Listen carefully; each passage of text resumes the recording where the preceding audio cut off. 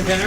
This is June 13th. This is a special meeting of the District 64 Board of Education and the Committee of the Whole on Finance. We'll be talking about the first go-round on the tentative budget for the 16-17 school year.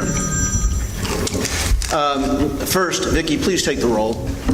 Dr. Borelli? Here. Scott Zimmerman? Here. Vicki Lee is here. Mark Hageman? Bob Johnson? Here. Dr. Paterno? And Tom Sotos? Here. All right, we've got a lot to do tonight, starting with a proposed closed session to discuss negotiation matters, followed by a special meeting where we would distribute the prestigious Judith Snow Awards. This will be followed by a committee of the whole on the budget, and finally a potentially resuming of the closed session if necessary. To begin our meeting, I make a motion to go into closed session pursuant to 5 Illinois Compiled Statutes 122C1 to discuss arbitration issues and 5 Illinois Compiled Statutes 122C2 to discuss the pending PREA negotiations. I'll need a second. Second. We'll need a voice vote, starting with Tom. Aye. Aye. Yeah. Aye. Aye. Okay, closed session, please. We'll see if my Hello, everybody. The board is returning from a closed session at which we discuss PRE negotiations and arbitration issues. As an update, the board has met with the PREA on May 24th and June 9th. We plan on meeting again on June 28th. We've been continuing to work on contract language, have recently agreed and have tentative agreements on components of the contract. However, there are still items currently in subcommittee to be brought before the general group. We are working together on the salary components and are actively having considerable discussions and exchanging suggestions so as to reach agreement. Our next meeting of the board will be a regular meeting on June 27th, and it is anticipated a closed session will be necessary to review negotiation matters at that time as well. The time will be adjusted depending upon the progress of the negotiation meetings. We will be heading at least toward taking comments from the public pursuant to the Open Meetings Act, and immediately after which we'll start our special meeting leading off with the Judith Snow Awards in recognition of those chosen students who have exhibited exemplary ethical leadership. Following the special meeting, we'll be having a committee of the whole meeting where the first presentation of the tentative budget for 2016-17 will be presented. Of course, everybody is more than welcome and invited to stay for the next 4 hours as we discuss that budget process. It will be exciting. It will be very exciting, Luann, yes. But before we get into the fun and games, I reach out to anybody in the public who would like to make a statement on anything that is not on the agenda. You'll need to come to the podium, state your name, and per board policy, we have a 3-minute time limit.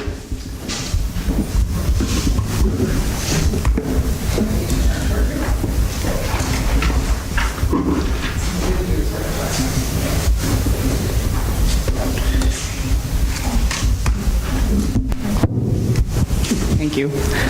Dr. Hines, members of the Board of Education, my name is Missy Michon. I'm a first grade teacher at Field School.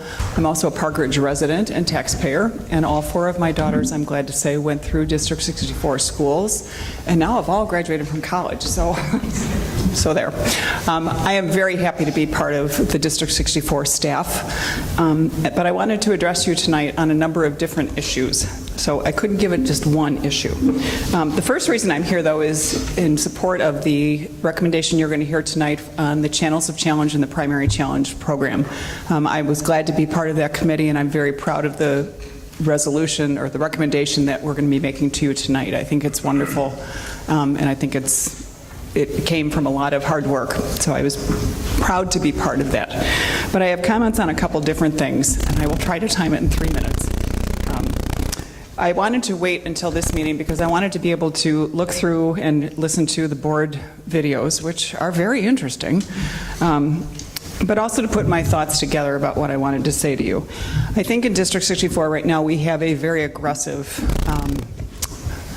plan the strategic plan is wonderful, and I agree with its idea, but I find sometimes that I feel as a teacher in the district that we're trying to do way too much, way too fast. There are many committees meeting, which takes teachers out of their classrooms. One of the results of that has been a shortage of substitutes. And I would tell you that I have had experience where I have been sick at home, and the person that was in my classroom was not very qualified. I know that is not the main reason, but the thing that I've been told when I've asked, are you aware that this is an issue, is, yeah, it's an issue, and all the other districts are having trouble with this. To me, that's not an answer. That would be like me saying to Mrs. Kelly, you know what, none of my kids know how to know their high-frequency words. So, it's just kind of the way it is this year. That's not going to cut it. My job as a teacher is to figure out who's having trouble, find a different way to approach it, to try and help them to learn their high-frequency words or to understand the comprehension of what they're reading. It's not an okay thing for me to just say, oh, everybody's having that trouble right now. The other issue that has come to play is that with all these committees meeting, there's a lot of rumor. And you try very hard not to listen to the rumors and say, you know what, I know we're going in the right place, but it does, and it causes a lot of angst in your teacher force. One of the things I've heard is that to increase the number of instructional minutes, we're going to decrease the number of minutes in the lunch period, which we'll get to what I'm going to talk to next. That's a concern. So, from that standpoint, I want to go into the lunch program, which I know you've heard more about than you'd ever want to hear. And I don't particularly have a stance one way or the other. I would have to say that listening to the board videos, I've gained some insight that I didn't have originally. And I've probably changed my opinions somewhat. But I think there are some things that you should hear from a teacher's standpoint that I have not heard in the board videos that I've watched so far. One is that the teachers are all in favor of it. In the public comments from one of the previous board meetings, it said that the principals have all stated they're in favor of it, and I agree with that. We got a statement from Mrs. Kelly. I respect her opinion. I understand that. But as a teacher, I've never been asked if I think this is a good idea, and I'm not sure that I need to be. But for someone to make the statement that the teachers are all in favor of the hot lunch program, to me is unfair. Okay? I don't really have a strong opinion, I would have to say, after listening to all these videos. But I do think there are some things you need to know about. First is about lunch itself. I would invite you to come to field school on a Tuesday or Thursday when we have pizza. They turned off. We can hear you.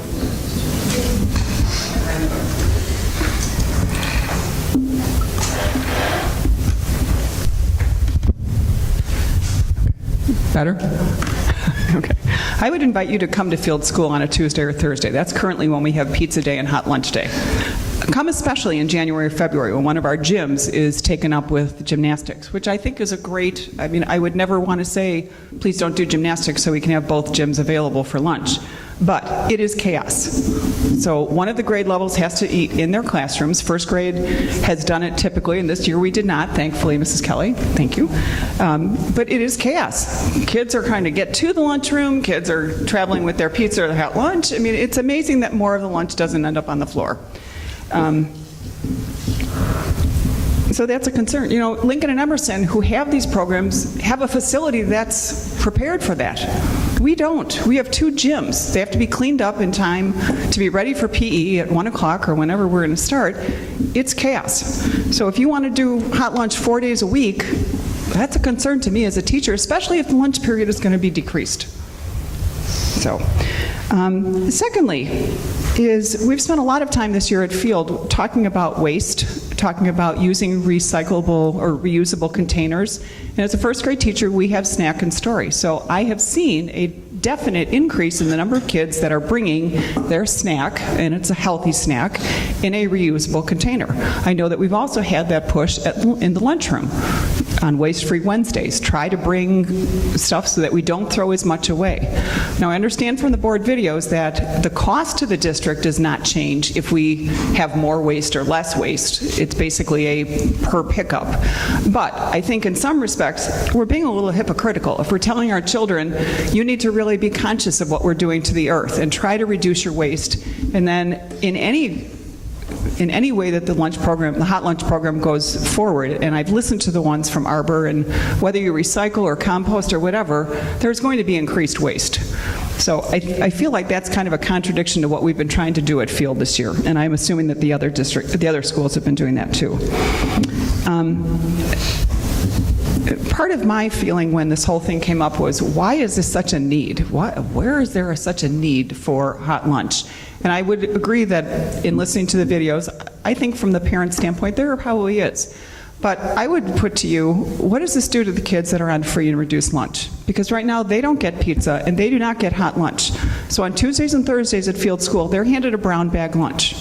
So if they are not already aware of the fact that many of their peers are much more well-off than they are, if we have hot lunch 4 or 5 days a week, and these kids are continually handed the brown bag instead of pizza or the hot lunch, what does that do to their self-esteem?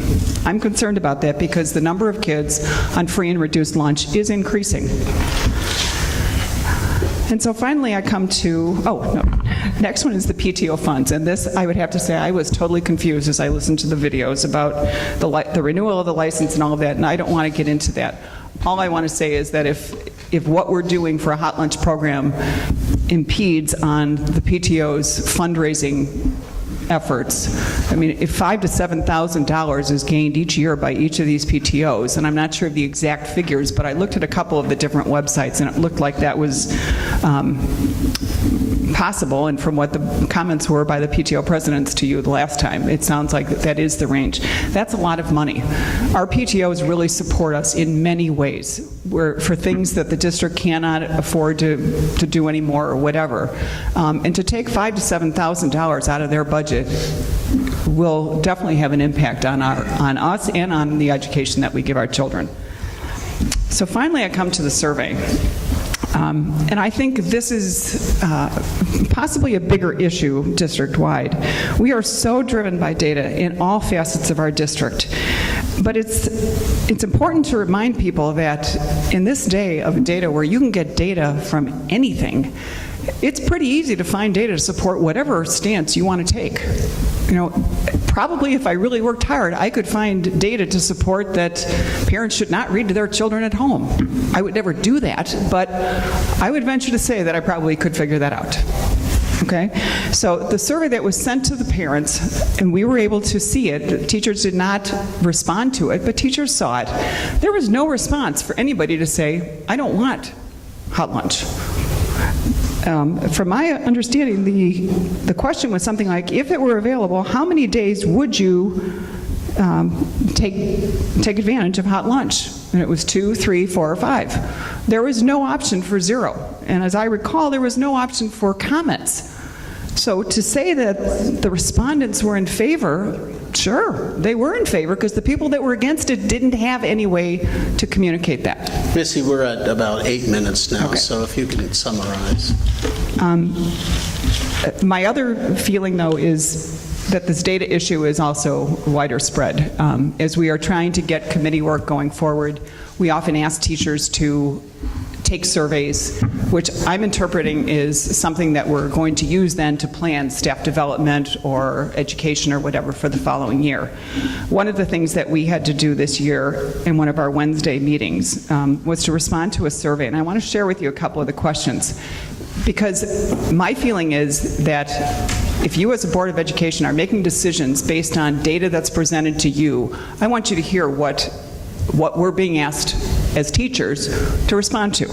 So this was one of them. This was part of a Wednesday survey that we took, and we were supposed to answer individually this portion of it. So it says, whoops, wrong page.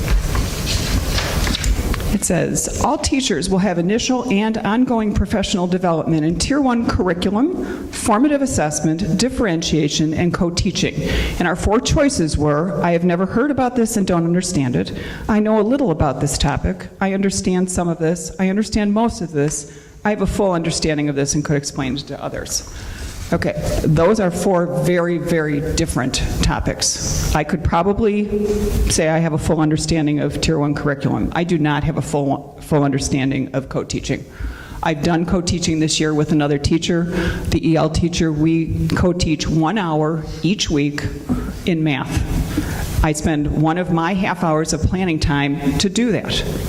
So the amount of planning time we need is tremendous. Again, I have to ask you to summarize. So I would ask you as a board to consider the data. In my interim career, between my teaching careers, I sold computers for IBM, and we had a saying that we learned very early on of garbage in, garbage out. If the information that's coming in is not accurate and not valid, then what you're going to get out of it is not accurate or valid either. And I would venture to say that some of the things that we're being asked as teachers, or that I'm being asked, I'm speaking just for myself, it's very frustrating, it's very upsetting, and if decisions are being made based on that kind of stuff, I am concerned. I love being a teacher in this district, I love being part of this community, but I'm concerned. So thank you for listening to me. Okay. Thanks, Allison. Any other comments from the audience?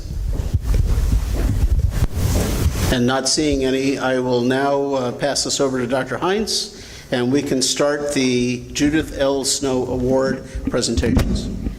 Julie Cook, there you are. You can come on up to the podium. ELF is going, she's our ELF representative, and will be working with our 4 honorees, in which I think 3 are here tonight, that have earned the very prestigious Judith L. Snow Award for their exemplary ethical leadership characteristics and behaviors while they're in middle school here in District 64. Thank you for that. Dr. Hines, Dr. Borelli, my name is Julie Cook, and the members of the board, excuse me. My name is Julie Cook. I'm an ELF trustee, and I am this year's chairman of the Judith L. Snow Award Committee. I have 4 students to present this evening. Unfortunately, one is not here because she's off doing her leadership. So there you go. These 4 students are all outstanding examples of ethical leadership in our middle schools. It is my great pleasure to present them to the members of District 64 Board of Education as the 2016 Judith L. Snow Ethical Leadership Award winners. And I'm gone. You hear me? Yes. Okay. Sorry. You have received it as part of your packet. I'm going to summarize it a little bit. I'm not going to read the whole thing. But I did want to share a little bit about each of the recipients. From Emerson School, we have 2 recipients, Ravi Finn and Daniela Melito. Ravi leads by doing. He is a soaring eagle at Emerson Middle School and not only assists the incoming 6th graders, but also serves as a role model for the 7th and 8th graders. Julie, you may have shut that off accidentally. Push the button. Kind of hold it. There you Now go. I'm live. Okay, that was probably it. Sorry. He serves as a role model for the 7th and 8th grade students throughout the year. He also participated in the selection process for next year's Soaring Eagles. He's also a very active member of his church and holds an official recommend to attend the Mormon temple, which requires strict adherence to the high moral principles practiced in his religion. In addition, he's also a member of the youth men's group for his church and meets regularly with the group. They plan activities, cleaning of the church, volunteering at the food pantry. He's just an incredible young man. It goes on and on. He serves as a leader.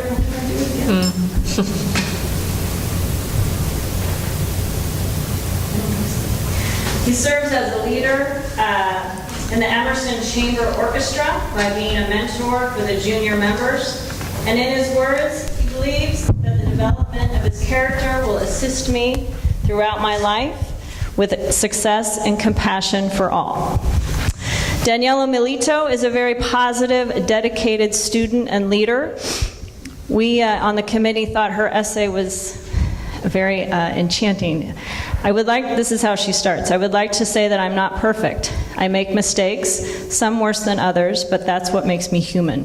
These mistakes may do harm on the initial surface, but throughout my life, these mistakes are what make me who I am. She's a very caring individual, and she's involved in as a member of her school community as part of the orchestra, also participating in club volleyball and travel soccer. She currently is a volunteer for this Cure SMA, and that's where she is right now. She actually left this morning. At this conference, which is national, she serves as a volunteer for the family so that the parents can go and learn about this disease that affects their children. We thought that was very admirable. She's involved in many other capacities in her church, and she's on the right track to becoming a contributing member of our Park Ridge community. In her words, she works fearlessly towards her goals of being a respected young adult and a leader to her peers. From Lincoln School, we have Charlotte Geyer and Greta Miller. Charlotte is a caring and dependable individual who works to embrace leadership skills academically, socially, and emotionally. Academically, she often takes the lead in group projects, which, if you've ever been on a group project, we're always looking for a leader.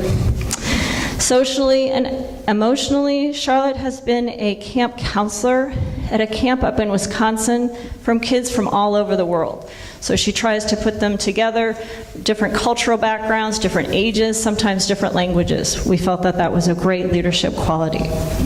She's involved in many things, ranging from Park Ridge Library, Maine Township Food Pantry, and is also a web leader, similar to SOARS at Emerson, where they mentor incoming 6th grade students, as well as serve as a role model for 7th and 8th.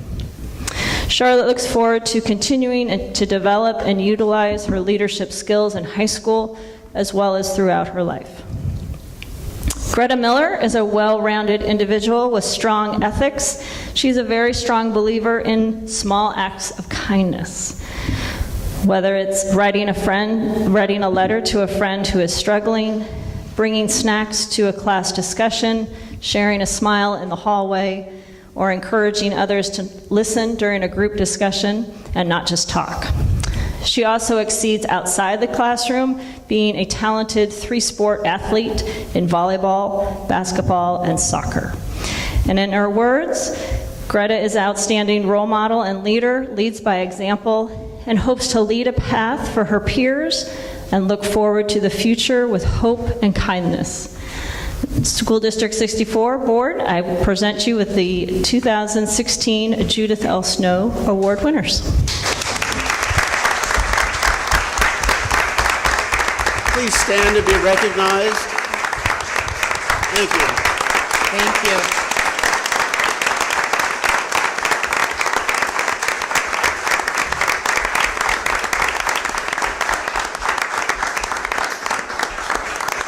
If I could have Robbie come up to the podium and meet with Ms. Cook. We have a picture from Mrs. Tram. Okay. One at a time. And if you could both maybe step in front of the podium or to the side of it, I think that would be. Right in front of the Coke cans. Should we dim the shade? Okay. Congratulations. Nice job, Robbie.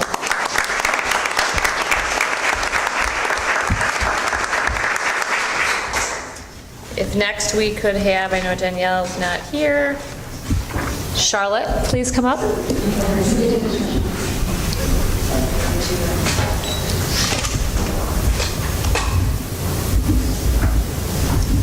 Congratulations, Charlotte. Nice job.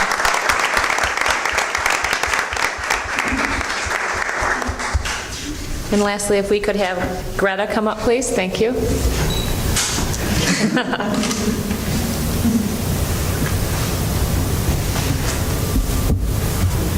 Congratulations, Greta.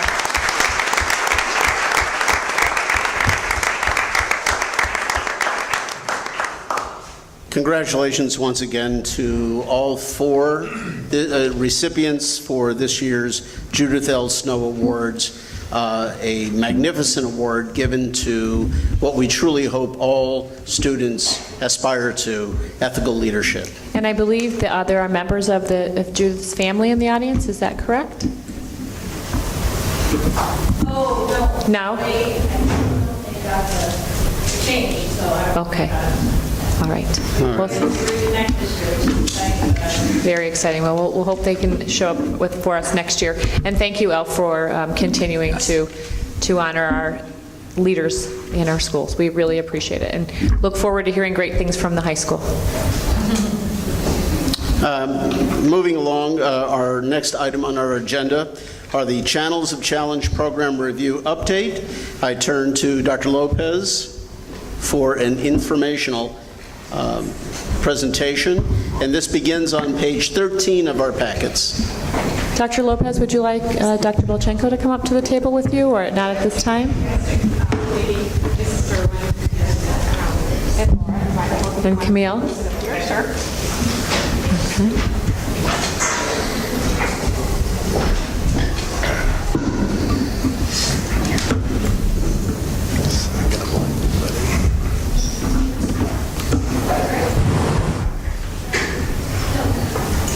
Is the projector on, Dr. Lopez? No. I don't think it's on. Change the flavor of the presentation.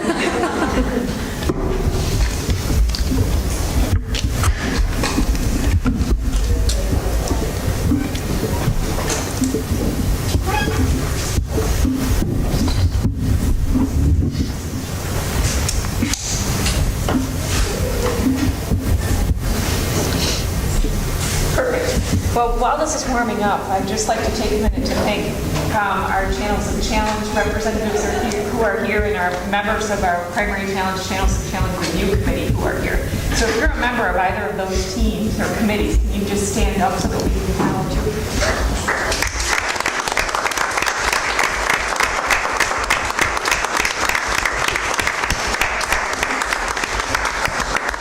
So I really appreciate the efforts of our team. And one of the things that we'll talk about a little bit tonight. Can you fix your mic, Dr. Lopez? I just want to make sure people can hear you. Thank you.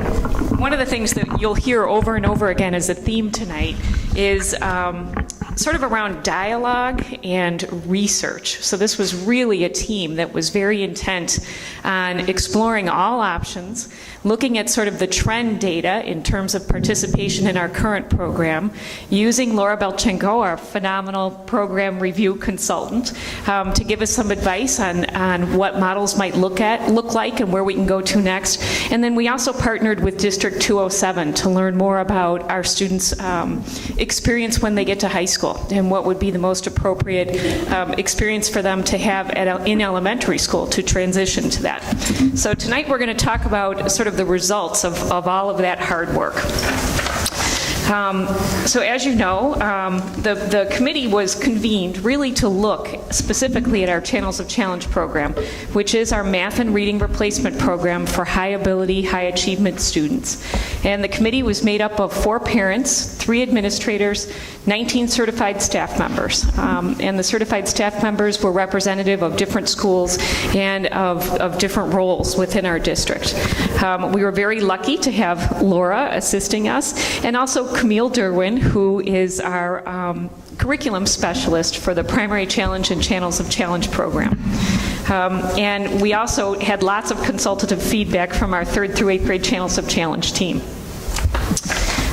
Tonight we're going to talk a little bit about the decisions that the team made related to eligibility.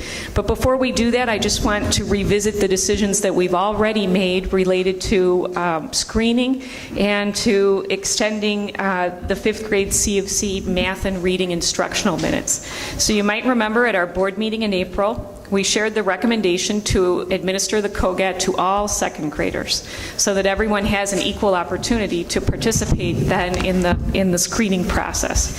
And then the board also approved a staffing allocation to support that increase in instructional minutes to 60 minutes so that it matches what's happening in the core program. New recommendations then tonight from the committee will address 4 goals. We wanted to think deeply as a committee about program equity, and we've made some decisions to support our English learners. We talked a lot as a committee about increasing the rigor of our Channels of Challenge classes and the pace of those classes. We want to provide increased opportunities or maintain those opportunities for students to access the program. And then we had lots of conversations about the alignment of the eligibility process to the services that we're providing. So we have, as a district, really a talent development model. right? Not a gifted program that serves that top 1 to 3%, but a program that serves a much broader audience. And so we know that we want our screening tools to really align with the services that we're delivering. So the committee came to consensus then on decisions in 4 areas: increasing the baseline score on the COGAT to enter the selection process, identifying a new math screener for our English learners, looking at new teacher rating scales, and then thinking about how it is that we determine eligibility specifically. And we also, as a district, have added new support for differentiating instruction for students who are not in the Channels of Challenge program that I'd like to describe a little bit more tonight. So the first decision, we decided to increase the baseline score to enter the selection process. So now all second graders will be taking the COGAT, and students who earn a score of 120, which is the 89th percentile, will move on to the selection process. And this would be an increase from 115, which it is currently at, which is the 83rd percentile. In terms of working with our English language learners, we're going to adopt a new math screener for our English learners. So going forward, we'd like for our English learners to take the Naglieri nonverbal ability test, and this would support their placement in math. Teacher rating scales as a committee, we decided that we really value because we want to honor the fact that some students may not excel on a standardized test, but may be more appropriately placed in this replacement program. So we know that that's a piece of the selection process that we value, but we'd like to adopt new rating scales that are better aligned to the services that we provide in our program. So we're looking at scales that are called the Renzulli scales, and they're actually the most widely used scales for talent development programs. And the most significant difference between our current scales and these scales is that these scales are subject-based, and they would be completed for each subject, rather than having one scale for both subjects. And at the 2nd to 5th grade level, the scale would be completed by the teacher who best knows the student in that subject area. And the interesting thing about Renzulli scales is that they're normed locally. So we would spend some time this school year norming, our District 64 psychologists would help us, actually norming these scales. And we would maintain our current rating scale until these norms are established, which would happen this spring. And then one of our goals this year is to provide professional development for all 2nd to 5th grade teachers and also for all middle school LA and math teachers so that we're consistently implementing the scales, right? So we have some inter-rater reliability. So the process for determining eligibility, there are some things that will be similar to what we're doing now and some things that will be different. Something that will be similar is that in 2nd grade, we're still going to calculate a Z-score for 3 measures. An ability test, which would be the COGAT or the WISC, an achievement test, which is our MAP assessment, and our teacher rating scale. And again, we would have separate scales for each area. And for each subject area, we want our students to earn a total of 10 points on those Z-scores. So math and reading eligibility would be based on the tests that are listed in the purple and orange boxes up here. But if a 2nd grader is eligible for math, reading, or both programs using the COGAT, then we wouldn't advance that student to WISC testing. That student wouldn't need to participate in those tests. We do want to implement some new practices going forward. So in the past, it was our practice to use the full-scale WISC score. You could substitute that out for either your fluid reasoning, your math part of your ability test, or your reading part of your ability test. You could substitute your full-scale score. And so students who had a relative weakness or a relative strength in an area were actually benefiting from that strength and being placed in the program. So we want to discontinue that practice. In the past, students participated in spring selection based on teacher and parent recommendation. We would like to discontinue that process, and we've correlated, we've looked closely at our spring MAP scores, And we think we can use our MAP score as a way to trigger that process. So beginning in the spring of 3rd grade and continuing through the spring of 6th grade for math and the spring of 7th grade for LA, we would invite students to retake that COGAT test if their MAP score is at or above the 85th local percentile. And that's between the 90th and 92nd percentile nationally. And that's actually been a soft recommendation that we've had in place for years, but we just haven't firmly stated that prior to now. We would then complete a teacher rating scale for any student who scores above that, or at or above that 120 on the COGAT, and calculate our Z-scores and points for students.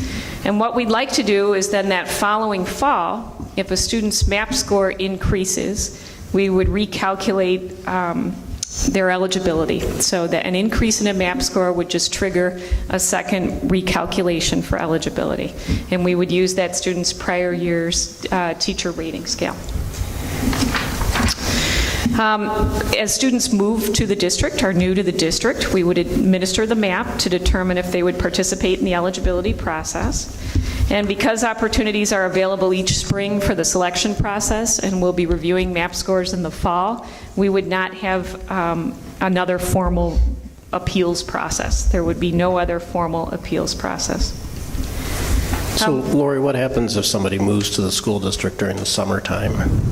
We can still administer assessments at that time. So we can administer a MAP. We'd have to look more closely at the MAP window, and that's one of the things that we're working with NWEA with this summer.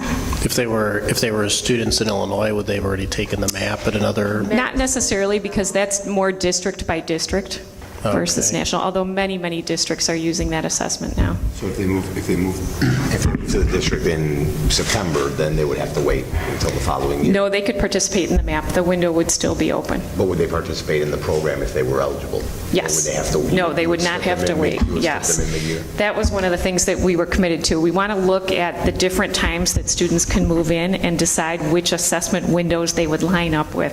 Sometimes kids move in right after the window closes, and then we just have to work with MAP to see which norms would be most appropriate to use. And the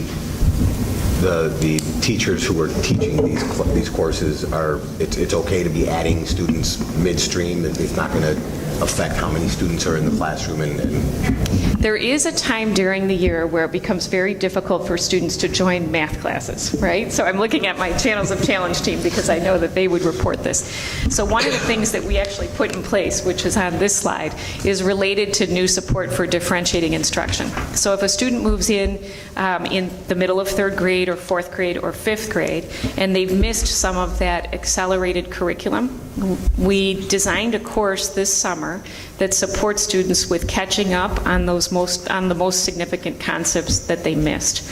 And it's our hope that we would be able to offer that course each summer. One of the things also, with the increase in instructional minutes for our Channels of Challenge team, we're looking for opportunities for our Channels of Challenge teachers to be able to provide support during intervention blocks for students who either require some enrichment, require some extra support, or who are at the far end of that continuum, right? And could benefit from some really intensive and unique enrichment that all other kids might not be able to access, or to support students who are struggling with the concepts in math or reading. So we're looking at possibilities around that. It's our first year with having that opportunity available, so aligning schedules is the challenge that we're working on this summer.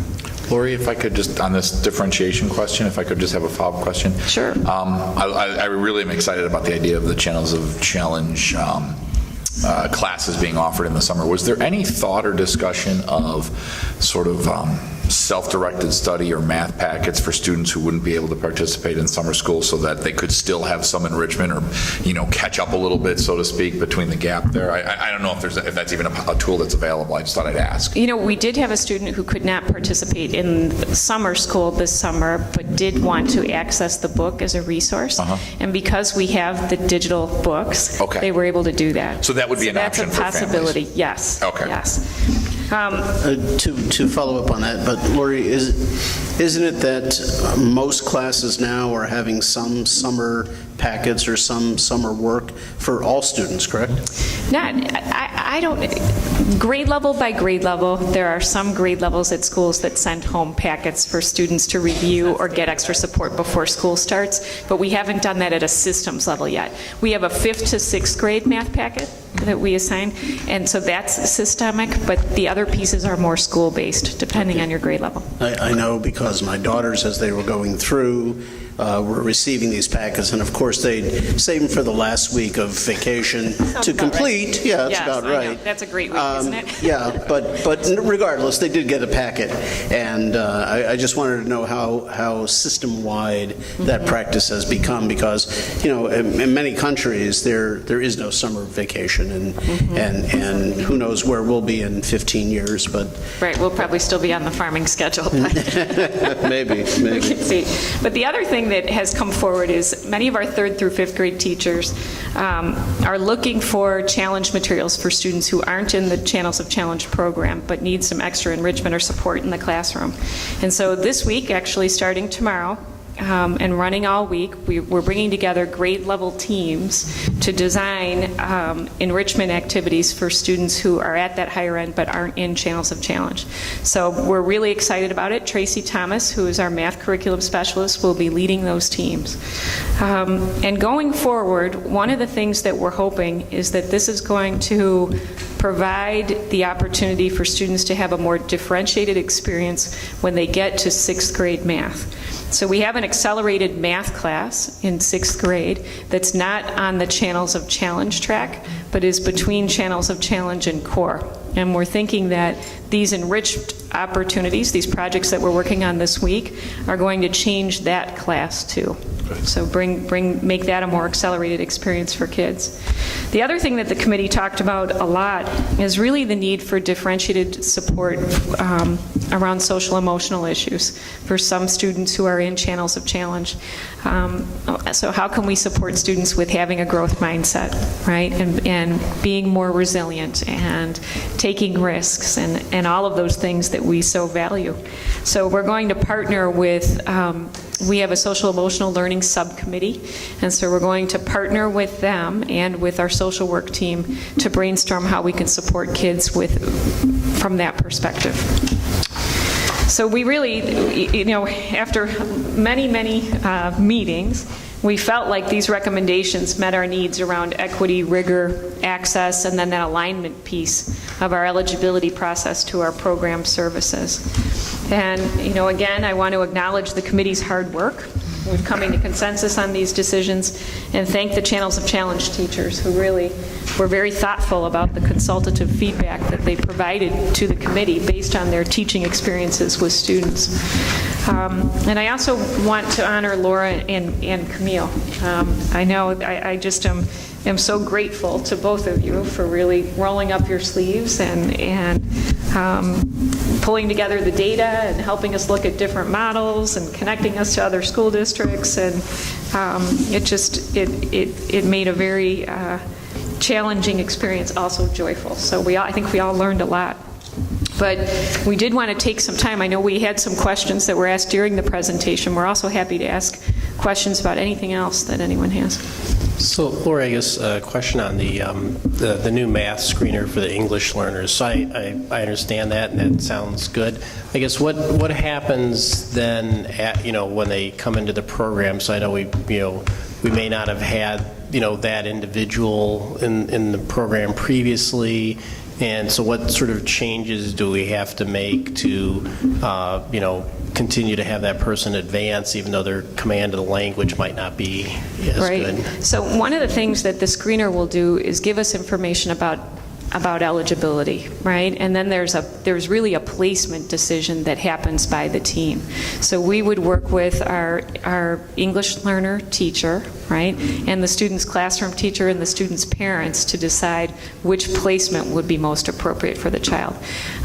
Sometimes students have enough command of the language that they're very successful in an accelerated math class. Our math classes right now have a really they are a lot more language-based than they used to be, right? We used to just be looking at algorithms. Now we're looking at application, and that application is always happening in the context of language. So it'll give us more information about eligibility, and then the team will work together to make a decision about placement. Okay. My one question relates to the COGAT. I'd be interested to know why the number went from 115 to 120. How was that 120 figure chosen and why? The history of the program is that it started at 125 or higher. It started at 130. So this is like The Price is Right. 130, 125. So it started high. It started at 130. Then it went to 125. Then there was a program review and it went to 115. And now it's back to 125. Part of 120, I'm sorry. Part of moving that number around was, I think, sort of a case of searching for our identity as a program, right? So in education, we've been transitioning from thinking about these small classes that serve the needs of maybe the top 1 to 3% to thinking about subject area acceleration and differentiation for students. Right? So, and the numbers, as they moved up and down, sort of reflected the program looking for its identity. And we really worked hard this year to clarify the fact that we want to be subject area acceleration and talent development, but the team and the committee felt like we went too far when we lowered that number to the 83rd percentile. They felt like they changed the rigor and the pace in the program, and if we moved that up to the 89th and provided differentiated opportunities for students in the general education classroom, that we could better serve all students. So was there a clear demarcation when you looked at the data? There was. You did that activity. Yeah, we did. We did a scattergram of the data, and then we tried to compare. We asked the CFC teachers to collect data on students who were struggling in their classroom and look at how that aligned to COGAT scores. In some cases, there was strong alignment. In some cases, there wasn't. But just general feedback from the CFC team was that they've really changed the pacing, right, and the rigor, and that some differentiated activities in the gen ed classroom could really meet those needs. Gotcha. So do kids get reassessed every year for the Channels of Challenge? And if they do, Based on the ones that don't get in, let's say, between second and third grade, that get reassessed in third and do get in, have they fallen behind on the advancement of where their math level may be? So in third grade, they are in regular math class with the rest of the students, learning at this pace, where the Channels of Challenge children are learning math at this pace. And from my understanding, by the time they get to junior high or high school, they're at 2 grade levels math ahead. So are the kids going from third to fourth grade going to be behind the ones who are already in Channels of Challenge in third grade? So that actually happens now, because we do have opportunities for students to enter the program each spring. And the committee is saying, let's continue with that process, but what would trigger that review would be your MAP score. So your MAP score sort of shows you that you're understanding some of those higher level concepts, and then that additional supporting COGAT score and teacher recommendation would place you in the program.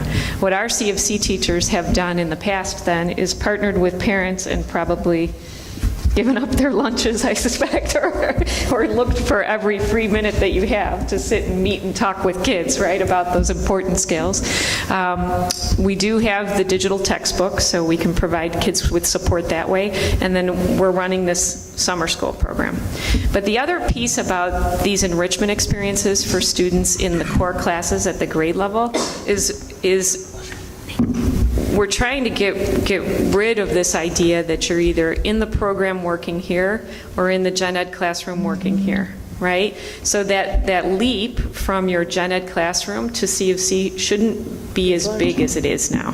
Which is what's probably most important to me, because I'm sure there's a lot of children that just barely fall out of the criteria to get into Channels of Challenge, but are obviously well advanced than the math that they're going to be getting in the regular core curriculum. So how do we work with those kids? Yes, and so that's the goal of the curriculum projects that we're working on this week. And I don't want to suggest that teachers aren't doing that right now. It's just that our goal this week is to offer teachers district support and time and resources to design those projects, right?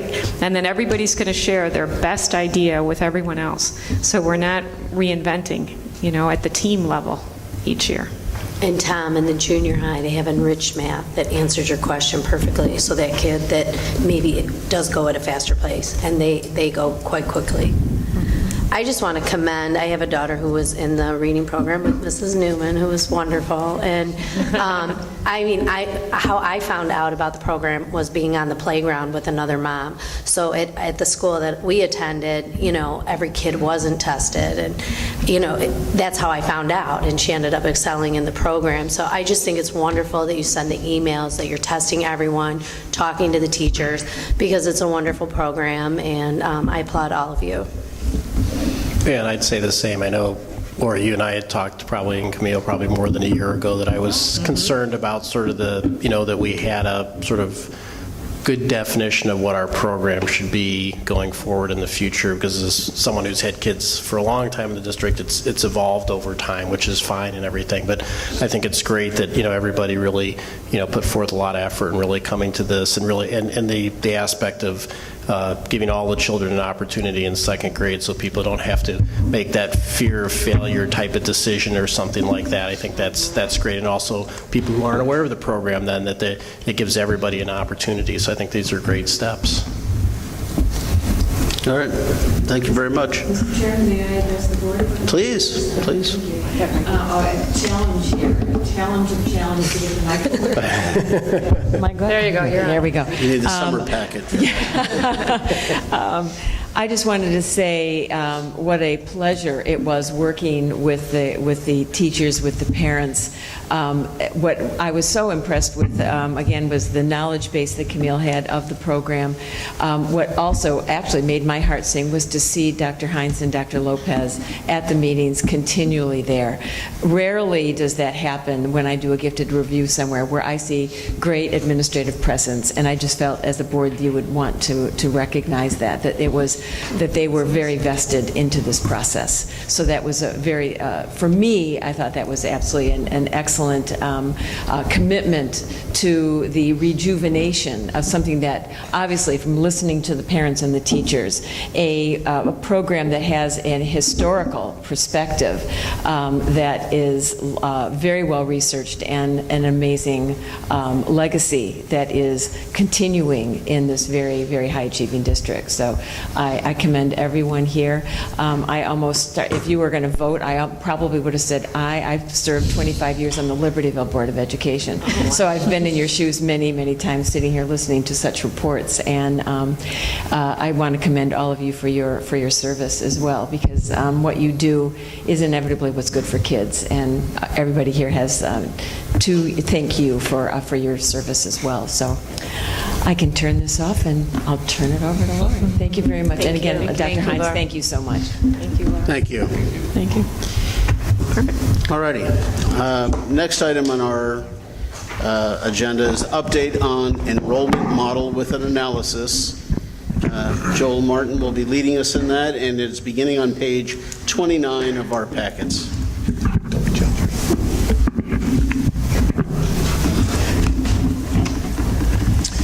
Okay, so I'm going to take this in a couple phases, and I'm going to follow along in the packet that I passed out. And I want to begin with the first part of just looking at what our class size guidelines are, and the fact that they've been in place for a number of years. They've been stable with the exception of a 3-year period between 04 and 07. We have had stable class size guidelines that go back at kindergarten at 22, first and second grade at 24 students, third and fourth grade at 26, and fifth through 8th grade, at 28 students. So just, that's our class size guideline, that's the model we work off, and that's been in place for a very long time. So I'm going to take this in 3 different steps. The first one is I want to talk about, when we talk about projections that we come back in, if you recall, February this year, and it seems to be February of every year, how we come up with the projections that we present to you, and I'm going to tell you a little bit of how we stand in relationship through this process with how other districts do it, because I think that was the question, is the model that we're using, does it match with other districts? Is this how other districts do it? Is it different? And if so, how? And so we came to talk about that. So historically, we have used what is called a rollover method, where you simply take your current enrolled students and you roll them up a grade level. So if you have at a building, just for the sake of argument, 100 kids at a kindergarten, those 100 kids roll into your first grade. And second rolls into third, and so on and forth, and your eighth graders roll out the door. Hopefully we'll say they promote out the door. How's that? A little better. Graduate. A little better. Our kindergarten is always a little bit of a shot in the dark, because you never know how many kindergarten families are new or just sitting out there. So that's the one that we always kind of have a guess on, and you guess on based on the kind of historical and what you typically had come in the year before. But for the first step I'll take is, if you look at the chart that I presented a little further down, when we look at the other districts, almost every district, with the exception of 2, use a rollover method. So the rollover method that we use is very typical, and it is the norm among districts out there.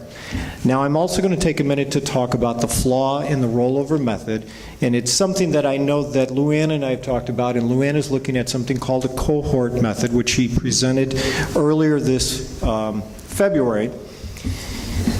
The problem with the rollover method is it does not take into account the number of students that you get at first grade, second grade, and typically sixth grade. And again, kindergarten, and let me talk about that. So we know, and I know this has been discussed by many parents who've come to the podium, and it's been discussed around the board, that we have a half-day kindergarten. And we know there are some people out there who would like a full-day kindergarten. That being said, let's throw that aside for a second. Many of the private schools out there, the 2 or 3 that are within our community, offer full-day kindergarten. We have a number of parents who do select the option of having full-day kindergarten. They'll pay for it by going to St. Paul or Mary Seat or somewhere along those lines. We never know how many of those people out there plan on staying at those schools or enrolling. So when we have kindergarten numbers and we simply do a rollover method, I guarantee you we are always wrong. Always wrong. And we are always short. So what happens is you typically see a great influx of students that enroll in our districts in the early grades. First grade being the biggest influx of what we get. So the number that we typically present to the board in February at certain grade levels is always low, because we get more students. The question is, how many and where are they coming to? So that's the problem with the rollover. The second part of that rollover, where we typically have some problems, is sixth grade. We typically will have parents who at that fifth grade point, for the same reason, they have no intent of having their children go to high school for a private school. They have their plan is to have their child go to Maine South for high school, who will make the choice to have their students enroll at the middle school so they can get used to the public school system starting at middle school, so that they can then go to Maine South. Again, we don't ever know how many are coming. And we've seen a little bit more of a fluctuation in that. I don't know if Jim or Tony are in the audience today. Nope. But as the economy has kind of gone south over the last couple of years, I would say even going back to my days at Lincoln, we started to see more people coming at that sixth grade time frame. And many of them, it was just, I'm planning on going Maine South. Maybe I was considering going to stay K-8 at one of those places, but it's just the cost has gotten a little bit, so I'm going to bring my child over at sixth grade. So again, typically our rollover method is flawed. Luann is looking at a cohort method where we would take our historical averages and we could maybe have a better prediction of where we're going to be. Now, this plays a big part into these bubbles that I come and talk to you about when in February about the staffing. Because what happens is, and historically, at least for my years that I've been here, is we end up getting rid of teachers each year. Because under the rollover method, we look smaller, and so we typically riff or get rid of teachers, and then we turn to you and say, but we know we have these bubble sections, and we're going to end up bubbles popping. So oftentimes when we pop a bubble or add a section, what we're actually doing is hiring back staff that we've already gotten rid of. But we'll get to that again. I just want to point that out. So let's... Are you open for a question? I am, whenever you're ready. If there, I understand your thoughts about the rollover and its flaws, but if that's the case, why do so many districts still utilize it? Well, the reason that you utilize it, let me be real frank, is it costs money. And if I'm wrong on a cohort projection model, and I'm looking at Luann because she knows this, it's one of the reasons when you use a cohort, you really want a good base of knowledge, because if I'm wrong and I go to you and say that I'm wrong and I hired staff members and the kids didn't come this year, even though the history told me they would, I have to explain to you why I made about a $70,000 mistake. It's a lot easier from my seat to say to you, I have kids who are here, they've enrolled, they're, I can see the whites of their eyes, so to speak, I need a teacher, versus sitting there saying to you, history tells me they're going to come, and I'm really hoping history pans out, because if I'm wrong, I have to tell you that I overstaffed. And that's extra staffing. Well, low class sizes is always a good thing. I don't think anybody would argue with that. If I overstaff, it's going to cost the district money.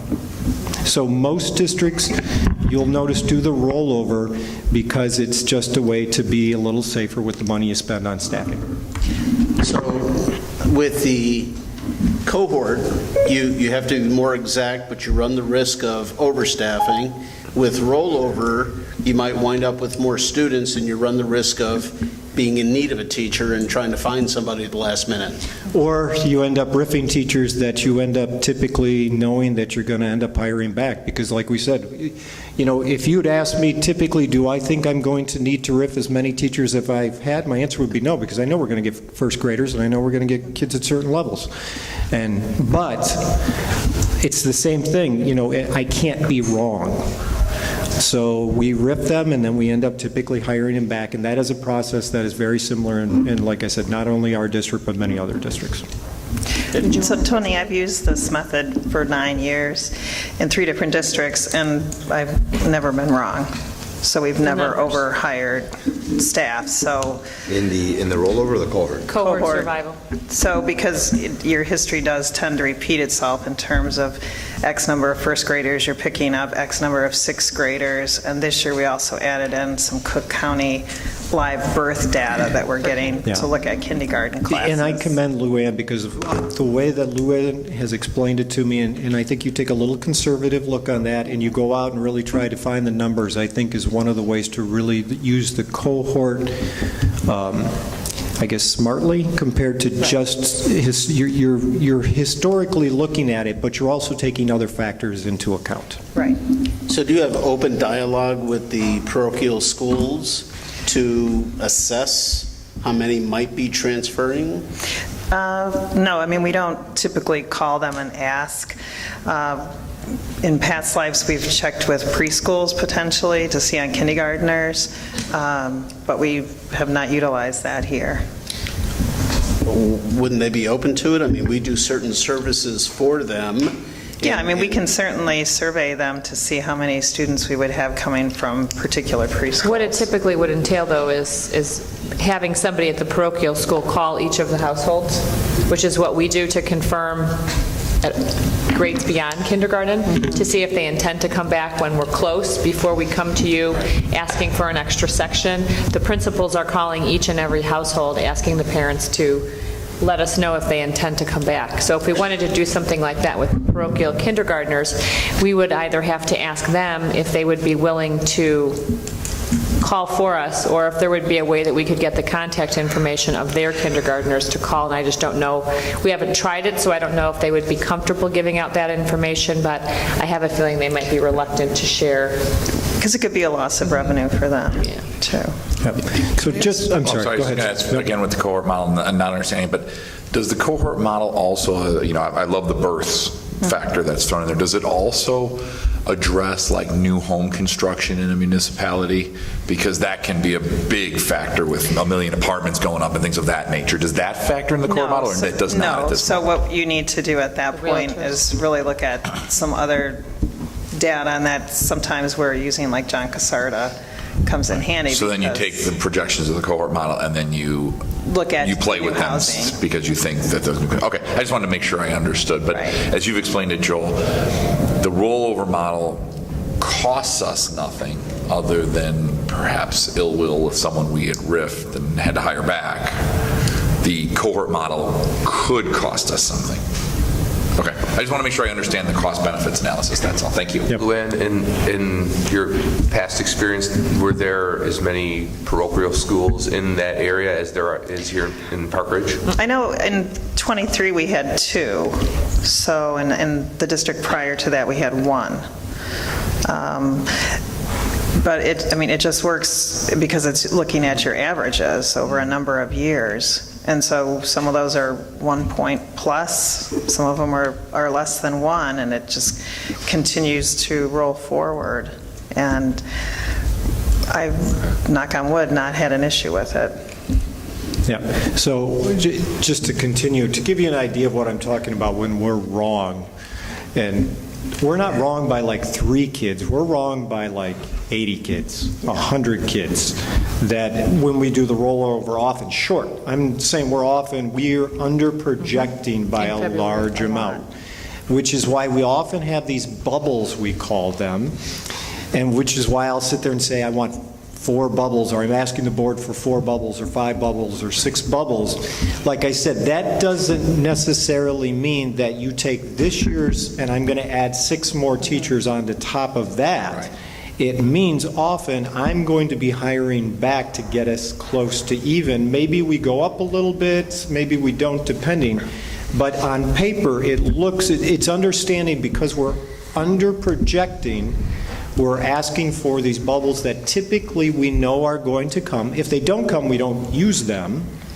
But if they do, it's typically bringing us back to a little bit to average, or maybe in some cases a little more. And what I mean some cases a little more, I've been in the position 4 years. The enrollment overall in those 4 years in the district has been up. So we have been up kids. You would assume if we're up kids, we're going to be up staff. So, to Dathan's point, you would normally suspect if we're down staff, and I'm going back to a point you made in February, that if we're down, good memory. Yes, I was going to make. But you would suspect us to be down staff, and typically that's the case depending on how many kids, I'm going to talk about that in a moment, how many kids you're down and where you're down at. Because, for example, if you're down 1 or 2 kids, and I'll get to this, but where it's 28 sitting, that's a difference between you lose a kid when the class is at a 22 size. That class size guideline comes into play. But, so are we okay so far?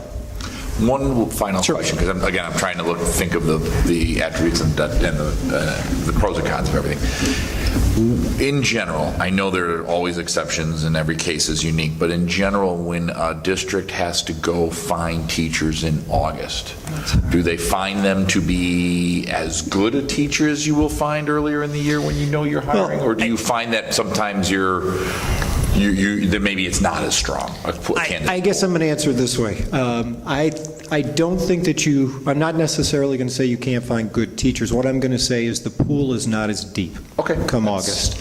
That typically the richness of the pool and what you can really sort through and really find is a much deeper pool in April, May, June. Okay, understood. I just wanted to make sure it would seem that way, but I wanted to make sure I would agree with that. And I think the principals would agree with that also. Well, and at that point, you're also starting to, I don't want to say steal, but what happens is people that maybe took a TA position, because they didn't get a teaching immediately, now you're hiring the TA, so now another district is now, it just turns into a domino. A lot of times if you have a teacher who is thinking about, by the time August rolls around, they're not going to typically Okay. So, and Joel didn't, and you can just say if you're going to get to this, but I think in your data you also showed though with that, so you said most schools use this rollover method, but then I think you also, in a lot of your polling, found out that some of them have higher class numbers, sizes than we do, and that they don't take the practice that we have typically, which is if one student goes over that guideline and it's prior to the start of the school year, we open a new classroom. I think you showed that a lot of these other districts don't do that. Yeah, that's the second part, exactly what I'm going to talk about. Okay, thanks. Yep. So the next part of this is how do we actually, and we call it the bursting of the bubble. So I'm sorry, so a bursting of a bubble, and I use the example, and I gave you on the bottom of my second page, where if you were sitting at a classroom that had 3 sections at first grade, so our first grade guideline is 24, so you have 3 sections, they're all at the max of 24. We would consider that a bubble section, because when we add one more student at that building, at that grade level, we have exceeded our class size guidelines. So it's a bubble section. So they're sitting there at 24. What happens is all the way up right to the start of school, and we're in prime bubble season. So what is, Lori, August 15th? 7th? First day, we're talking about What's first day of school that's coming up? The 17th. Okay, so up till the beginning of school in August, if we were to add one student at that first grade level, we would consider that a bubble that has burst, and then you would see, and I did the example, we would now add one section and add a teacher, moving our class sizes to 3 of 18 and 1 of 19, and we would now have 4 sections and 4 teachers at that first grade. And that is our practice here in District 64, and has been for a very long time, that whenever we exceed that class size guideline by 1 student, we consider that a burst bubble right up to the start of school, and we add a teacher and add a section. Joel, have we ever thought about, I get there's 1 student, okay, so that, have we ever thought of if there's 3 classrooms or 4 classrooms, that it would be 1 student per class? Because it seems like a lot of work for 1 student. Yeah, so I'm going to get to that in a second. You're absolutely right, Vicki. So let me just talk, and I'll come back to that in a second. The difference is, once school has started, we don't necessarily burst the bubble. We look at the situation. Dr. Hines goes out. We had this situation at Franklin, her first year and like her second month on the job. Great, yeah. Where she went out, met with the teachers, looked at the dynamics of the classroom, made a decision, am I going to add a teacher assistant? Am I going to burst the bubble, or is this an okay? She met, talked with the class, looked at the dynamics, and decided in the end this was a good situation where we felt it was the appropriate to burst that bubble. Because based on the teachers that I talked to in first grade that had them for a year, they had the second grade teachers sufficiently scared that it was a rough class. We looked at the data, how the kids came in, because that is a factor, and I made a decision to open that section. Yeah. There have been other cases where we followed that same process.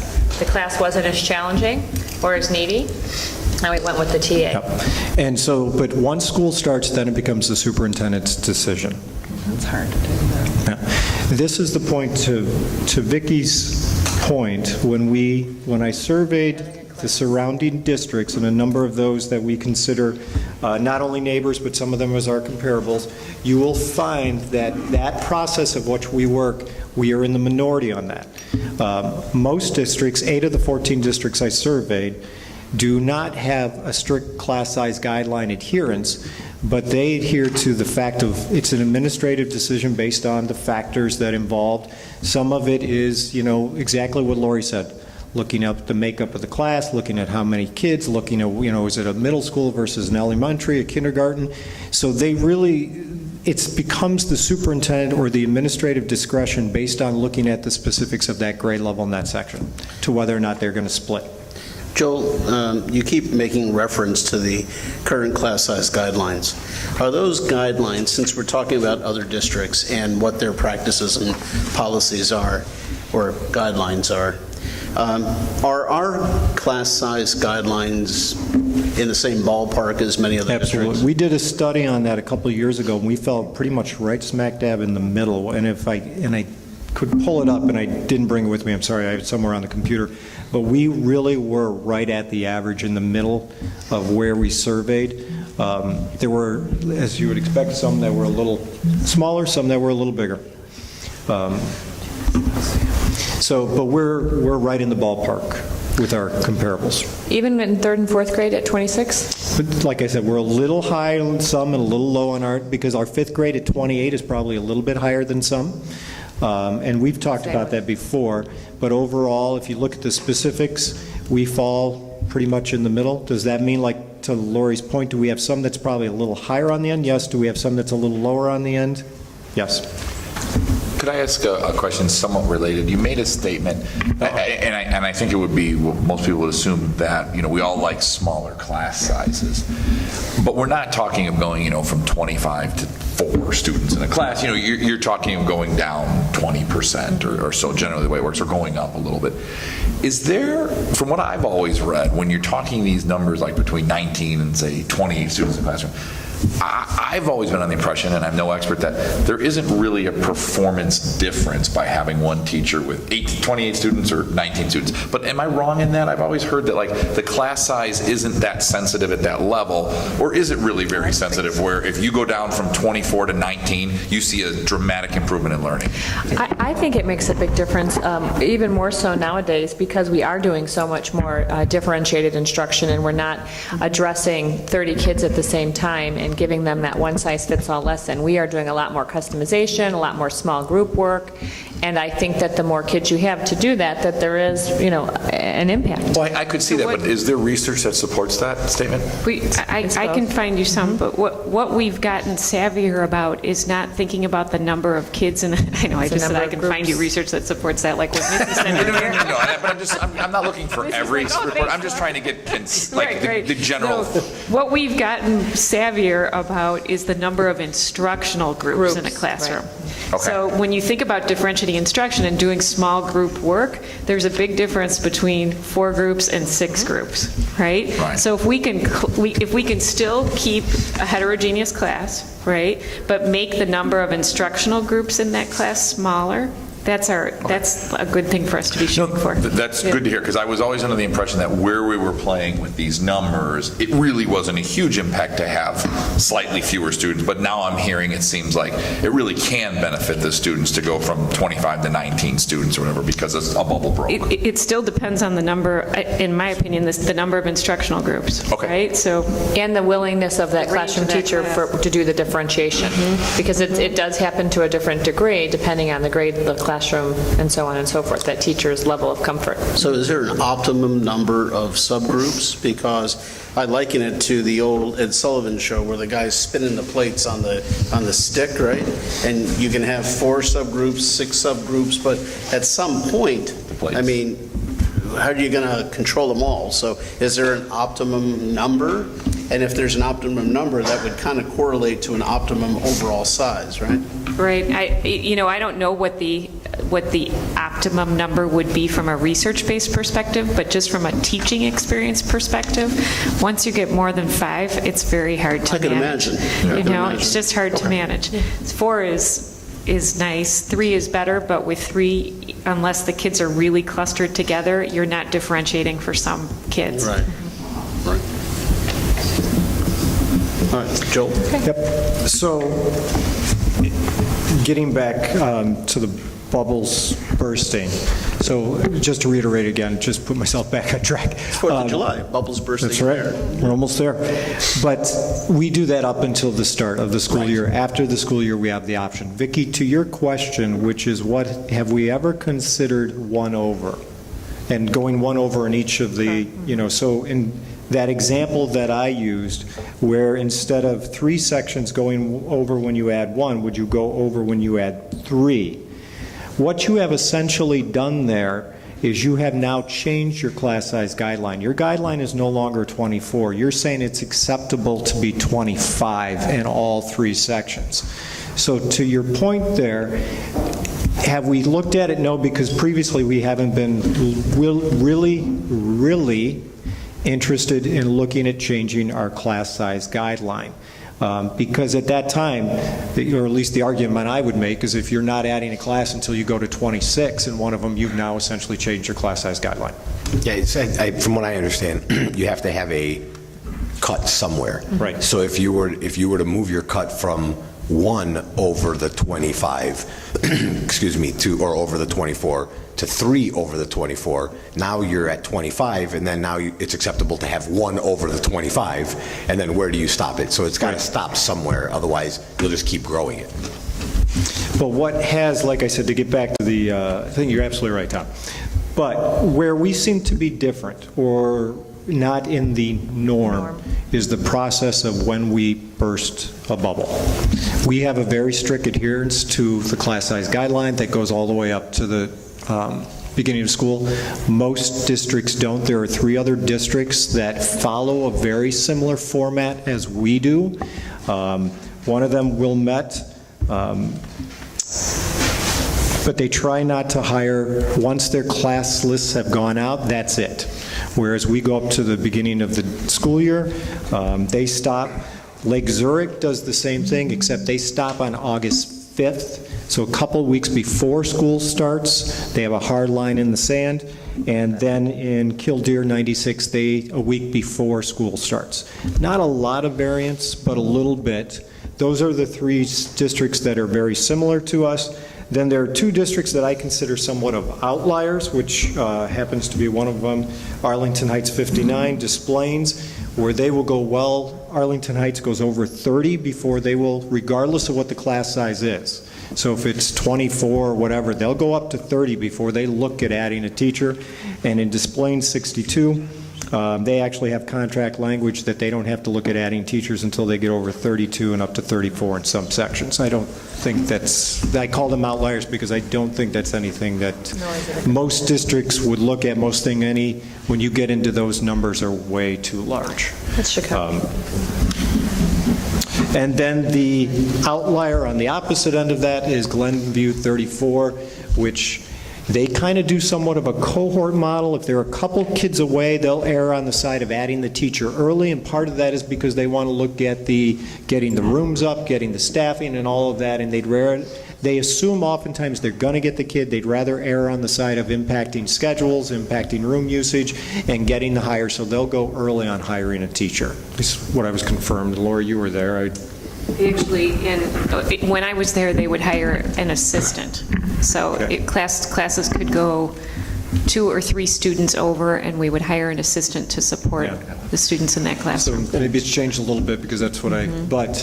And does that district, does it have a different financial profile in terms of resources? I don't know where District Glenview is. 59, for example, and 62 both have large... No, I was asking about the one they were just talking about. I don't know what Glenview's financial situation. They're very similar to us, and they're a close comp in terms of their So that's the big size. difference in how people do it, is the when, and there's a little more, most districts have a little more administrative autonomy versus adhering to a strict guideline. So Joel, as it's described to me, I could understand how the rollover method would lead to bursting bubbles, how those 2 practices are connected.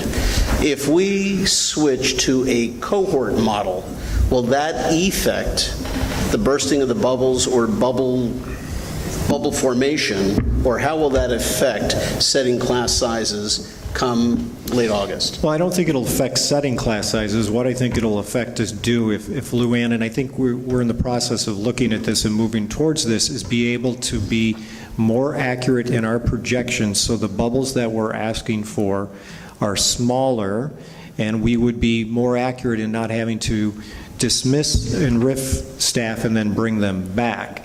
Currently, I don't think there's been any discussion of trying to change class sizes and things of that nature. We're looking at the fact of just, can we be a little more efficient and for lack of a better term, a little more accurate in our enrollment projection. And we did use cohort survival this year, so we'll see. Yeah, we will see. I think. Go ahead. Bob? No, go ahead. Oh, all right. So this is a administration explanation to define the process as it currently is. But am I reading between the lines? Is the administration intimating, or is there somewhere in here that you might be making a recommendation? Or is it an open invitation for the board to discuss this? Well, it's always open for the board to discuss, Tony. I know. I don't think at this time we were looking for a board recommendation. No. We wanted you to have this information. No, this is exceptionally well presented. It's very clear. For the first time, I get a full, not the first time, but I get a concise understanding of this issue. And every time in February those bubbles come up, it's confusion reigns every year. And we ask the same questions for 5 years. I've said the same questions, got the same answers, and still never understood it fully. So perhaps this will answer some of those questions as we struggle with staffing come February.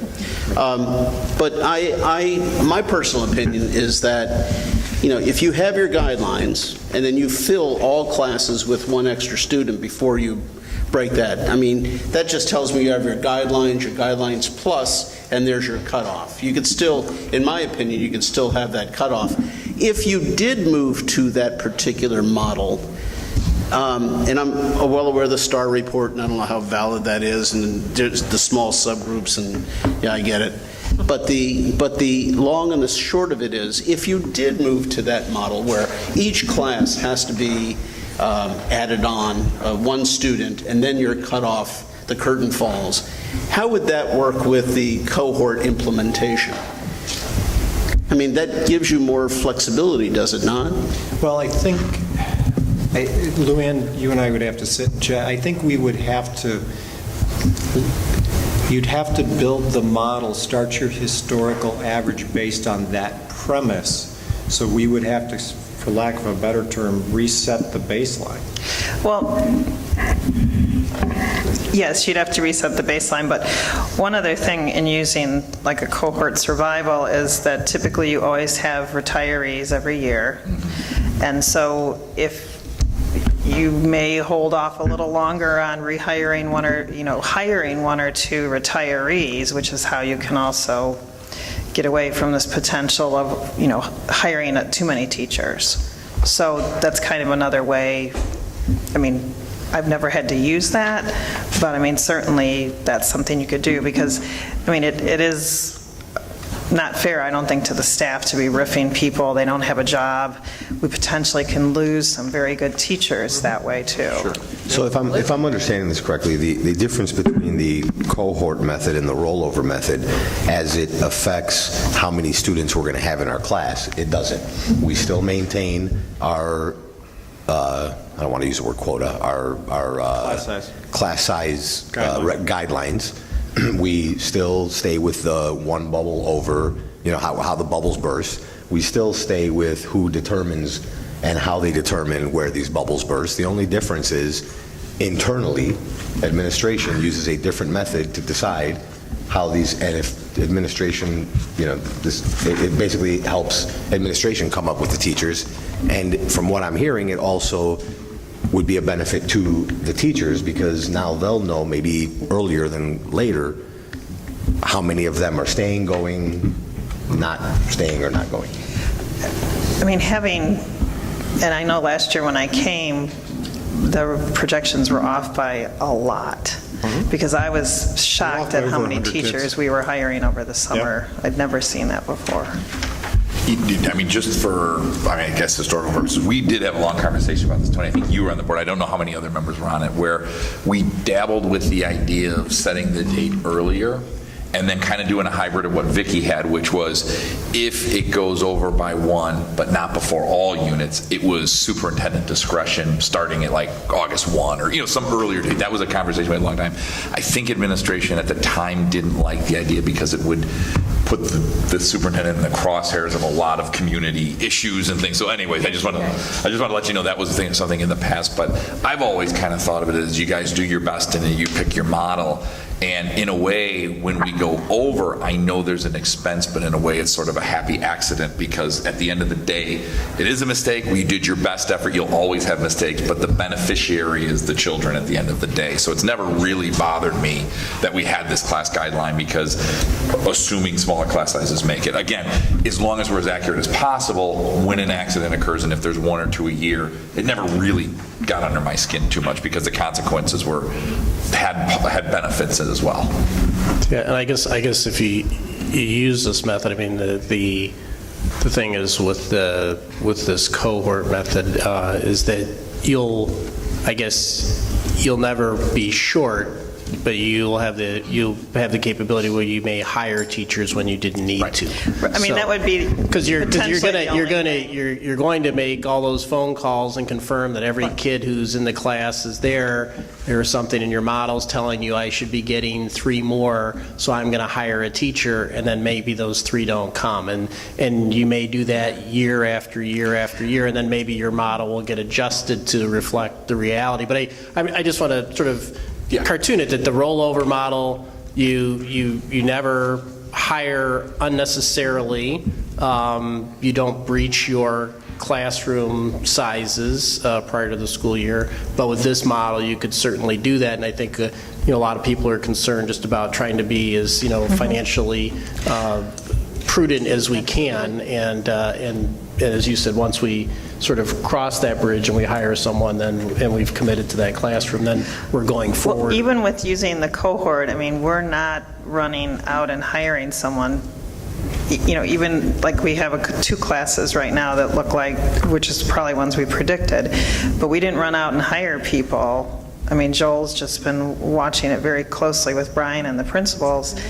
And then at the point that we actually get to the point where the number of students exceeds it, then we are hiring someone. So even though we're using the cohort, we predicted bubbles that we would have when we presented to the board in February, but we didn't run out and start hiring people. So we still need the butts in the chair, basically.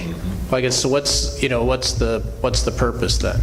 Well, I mean, the purpose is because I've been in a district where we had a declining enrollment, and so you need to know how many staff you're going to need to RIF. So you really do need to look and say, if I'm going down by 100 kids, I'm probably going down by 4 or 5 teachers. So, I mean, you always want to be looking to see, and every year when we do it, I'm looking for trends. What are we seeing, year over year? There's different trends we're starting to see. So, I mean, we really have to do it because it is at the time of the year when RIF decisions need to be made. And I might add to that, Bob, one of the advantages of doing a cohort where you're more accurately determining your numbers up front, one of the big things that people don't realize, that I know the principals, and I know there's a handful in the back room there, and the teachers too, is when you burst a bubble, it's not just I go out and hire a teacher. It typically means I rip up a building schedule and I now have to rebuild a building schedule.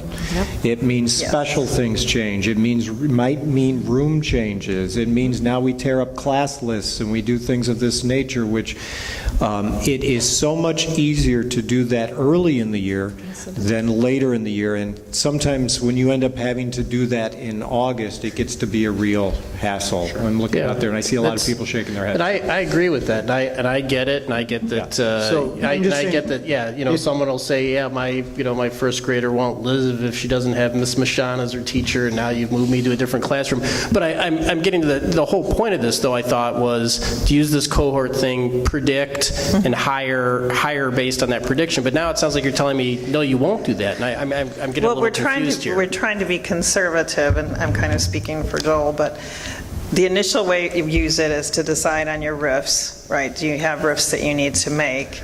And then, I mean, the budget that you're looking at tonight, we've talked, and Joel has confirmed how many bubbles we should have in that budget. And so the budget you're looking at shows how many we're predicting we'll have. Yeah. So I think to your point, Bob, we're trying to come up with something that's a little bit of a cohort model that's a little bit on the conservative side, so we can be better in our predictions, so that we can be better in our process, but yet where we don't go too far out on a limb. Yeah, because I'm not arguing against it. I just, No, I think maybe I'm the only person at the table. I was just trying to understand, where are we exactly? We're using this thing and we're actually Right now, we're using a rollover still. We're looking Okay. at the cohort model, Luann and I, too many years. I've only Sorry been about here a that. year, okay. But Luann and I are looking at this, and we'll be going each year and trying to tweak this to come up with a really good, so that, as she said, the history is solid, so that when we really move to this, we really have some good data that supports why we're doing it. When we come to the board on staffing and saying it's based on a cohort, we have some real evidence out there to say, and this is why we're telling you this. Yeah, no, and I think that's great, and to recognize the things like you said, where, I mean, obviously the kindergarten, first grade things, a roll of the dice, and the middle school thing. Yeah, if you use that history over time and model that, yeah, I think that's great. Joel, we've heard about these different models, but what I haven't heard really about was the selection of bursting a bubble and hiring a new teacher, full salary, versus hiring a teaching assistant. Can you help me understand when one is preferable over the other? Because I'm always concerned with staff creep, right? Slowly increasing number of staff members over time, that adds up to significant dollars down the road. So I would imagine a teaching assistant would be less cost to the district than a full-time FTE, right? Correct. Yeah. I guess my answer to that is you're absolutely right. A teaching assistant is going to be significantly cheaper than a teacher. And as I said, I think the district has looked at the fact that once class school has started, then we look at the advantages, or I shouldn't say we look at the impact. We look at the fact of everything being taken into account. Kids are in classroom, school has already started. Is this a section that, can we meet the needs by adding that TA? Is it a situation where, or is, we take that on a case-by-case basis, or is this a situation where it would be, and while the teacher's more expensive, we feel the benefit to the building and the grade level would be better if we went with the teacher? It's really a case-by-case situation, and I think that answer becomes a little bit clearer as you get further into the year. So, for example, we had I think it was Franklin third grade, I can't recall, that went over this spring. Well, when you're talking about... It was I saw Field. Was it Field? Sorry. Looking at Katie. Franklin. So at that point, adding a teacher when you're past the halfway point of the year doesn't make much sense. For adding one student that goes over at that point, then you really look at the fact, can a teaching assistant really provide the support we need? So, like I said, the time of year is a big factor into that, and additionally is, each class has its own dynamics and needs, and you really have to balance that. And that's where I give credit to Lori and how she's really gone out there and talked to the staff to really make a good, educated decision. And my final one thought on this is, we try to be representative of the marketplace. And the marketplace shows that many, many districts are not as strict in their expansion, going from 3 to 4 or 4 to 5 or whatever that number is. We have a very strict interpretation of that. One person over if all the classes have met their maximum guidelines, one student over automatically will, depending upon the factors that you just mentioned. But it would seem to me that is, it's not marketplace. If the other districts have an opportunity of adjusting their class sizes within certain parameters, and we don't, that would seem that it would add increased cost to our district. And, should we be more aligned with current practices in other districts as a means to control cost? Yeah, I guess my answer to that, Tony, is I think it's something I would say if we were to want to look at that, I'd like to study that further, because some of the factors that we never know on why districts do what they do is, are they under financial constraints? Are they under space constraints? Are there other issues that have really come into factor on why they have done that? I'm going to use the example in one of my neighboring districts, like when you look and I apologize, one of the districts that's north of Arlington Heights, I don't want to name it by name, I just may not be the most because of what I'm going to talk about, but their population over the year has become much more transient. And so I know in speaking with the HR person there, because the HR person is fairly new there, came from somewhere else, one of the big factors is they don't really know, they don't want to do a set number because of the fact that the kids come and go, and it's kind of a moving target for them, versus ours is not really like that. Typically when they come and they stay. They have a much, different population where the numbers can change from day to day and week to week, and you can go over by 5 and lose 5 on the first day of school.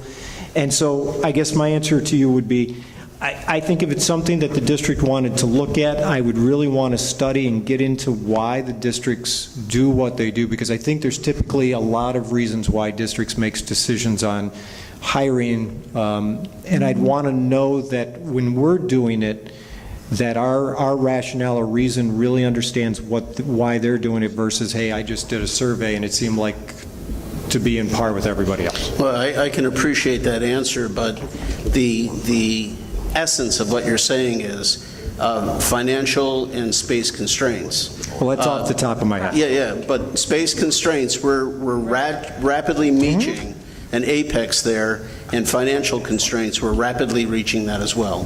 So that's why I said, this is a great report to initiate some thought, but my guess is that in the next year or two, we're going to have to. Well, I really definitely discuss think, this. to your point, Tony, I know that we've got some buildings. I know Washington, for example, is at a place where space has become a premium. I'm looking out there. I think Katie's out there somewhere. She Waving was. her hands frantically in the Yeah. back. I know space has been at a premium for field for a while. And I know a number of these places, Emerson, for example, has also had space issues. So I don't disagree with that at all. I think we can definitely go out and take a look and ask around and go more in depth on this to see if the rationale really backs up why, and we can look at, because I do think there are circumstances that are coming down that I don't disagree with you that may impact. I know, for example, there are people out there in buildings that are praying that kids don't enroll. And typically, I always say, one of the things a longtime principal told me many years ago is don't ever be upset when kids come, because kids mean jobs. That was his, the more kids you have, typically that means you need more staff, and he said never get upset about that. But I do know we have some places out there where people are saying, boy, I hope bubbles don't burst. So I think we'd be happy to look at and delve into this further for you. And certainly within our strategic plan, it does talk about doing a boundary study. We need to look at our enrollment, we need to look at the boundaries, we need to look at our facilities beyond critical infrastructure, which is going to be the work in the foreseeable future. But beyond that, we may need additional space built onto our buildings. I think when you look at the class size guidelines, I've always said for a number of years, having toured the buildings, 28 fifth graders in one classroom in some of our buildings and 28 fifth graders in another classroom in some of our buildings are two very different stories. And so I think we need to consider the actual physical rooms they're in to an extent which we haven't really done Because in some of our schools, the smallest rooms are on the third floor, and the rooms that are very spacious are on the lower floor, and you've got the kindergartners, fewer of them, smaller bodies, fifth graders, more of them, bigger bodies, and smaller rooms. So it's yeah. That's a good point. But that's why it's one of the things to do. If you want to look at this class size guideline, which the community is pretty serious about historically, but that's something that's real important too, because you've been in a few and it's like, this is great, and in others it's like, boy, this is pretty tight. You bring up a point that I know Lori has talked about many times, is that fifth grade number of 28. And I don't like it. yeah, Might be a little some big. of those rooms get pretty tight. Okay, any further questions? Thank you, Joel. This has been a great information tidbit for the board. And I'm sure it will spur further discussion down the road. Next item on the agenda is the consent agenda, beginning on page 34, with an action item on page 34. I'll open it up to any Comments or questions by the board? On page 34. And I am there now. It's a very short consent agenda, so if anybody wants to make a motion. I move that the Board of Education of Community Consolidated School District 64, Park Ridge-Niles, Illinois, approve the consent agenda of June 13, 2016, which includes the personnel report. Is there a second? Second. Starting with Mark. Yes. Aye. Aye. Yes. Aye. Aye. Aye. Okay, Dr. Hines. Okay, in your packet, before we transition to the next meeting, on Monday, the 27th, we will be meeting here at Jefferson again for our regularly scheduled board meeting. At our ESC team meeting this morning, we did make a few revisions to the agenda, so watch for a revised agenda in your Friday memo today. But for the most part, the agenda will remain. We're going to move MAP, so we have the virtual comparison group data, and we will also strike prevailing wage and safety hazards because we don't need them. Separate items, we're going to embed them into the consent agenda. Additionally, there was a memo of information written by Dr. Lopez regarding the Illinois Youth Survey results. We have a schedule for the regular Board of Education meetings as well as locations. We did move the August 22nd board meeting to Washington, and we will build time in before the meeting starts for the board to tour the vestibules, office enhancements, and the new flow of that building. We have a committee of the holes set aside and identified, and Dr. Burley and I, you can decide as we move towards January if we need a committee of the whole at that time. And that is it. Regarding the meetings, don't the board needs to vote on those meetings for the upcoming year? Madeline looked at that, and it really is every other year every time a new board comes in. She said otherwise that we just follow the same guidelines month to month. Really? So it's not a yearly thing? No, that's what she researched it for me. Okay, great. And I also want to thank you. In our Friday packets, you had some information regarding the student fees. So thank you for that. Yeah, that was helpful. All right, any other questions or comments for the special meeting? I guess just to mention that we did continue to meet with the Park Ridge Teacher Assistant Association. The negotiating team from the district met along with the Teacher Assistant Association. We continue to go over various points. We've reached a tentative agreement on some. The negotiations will continue. We're expecting to hold our next meeting on July 20th to continue negotiations. July 20th, wow, it's far in advance. Yeah. Okay, I'm sure you'll provide us with an update. If there's no other questions for the special meeting, we will be moving forward into a committee of the whole on finance, the first evaluation or tentative of the tentative budget for 16-17. So why don't we adjourn this, and then we will resume in the committee of the whole. No need to take I guess we'll take an attendance at that point. But I make a motion to adjourn the special meeting. Is there a second? Second. 5-minute break. We'll take a 5-minute break, starting with Tom. Aye. Aye. Aye. Yes. Aye. Aye. Yes. Okay, why don't we take 5? Thanks. All righty, we are now in line to start our committee of the whole on the projected tentative budget for 16-17. And as we start, just to be complete about it, why don't we take a quick roll call so people at home watching the video know who's here. So starting with Mark. Here. Bob Johnson here. Vicki Lee here. Tony Borelli. Scott Zimmerman. Dayton Paterno. And we have some other members. Tom Sotos. Tom Sotos is coming. Stepped away for a moment. Yeah, he'll be back. Okay, so why don't I turn this right over to our Chief School Business Official, Luann. Thanks, Tony. So Lori said we have to make this exciting, so Brian and I will keep it as exciting as possible. I involved Brian in the budget process this year. In past years, he's not been involved, and one of my goals was to work on mentoring Brian. Not that we want him to leave the nest, but we want him to enjoy his job. So we're going to start first, just kind of going over really quickly what how I do the budget, which is a little different than it's been done here in the past. Starting in January, Brian and I met with all the different departments that have a contribution into our budget, and we met with them to go over not only their past budgets, but budgets going forward, what's worked and what's not worked, increases or decreases in budgets, and yes, we did see decreases also. Brian and I have continued to realign our expenditures and revenue lines for each department so we match the Illinois Program Accounting Manual Chart of Accounts. We're continuing to do that, and you'll see notes in the budget which are for Brian and I as we're working on the budget, because this is a working document that we're using right here.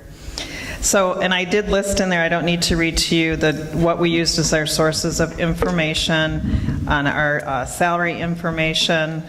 And as we indicated earlier, we've used a 3% increase for salaries except for the ones that the board has already voted on, that being the custodians and the secretarial groups. We're holding all the rates constant for stipends and other items like, not per diem, but curriculum writing rates and that until negotiations are settled. On our insurance, we received the increases. That's one area that we will be refining as we have individuals leaving the district and new individuals coming in.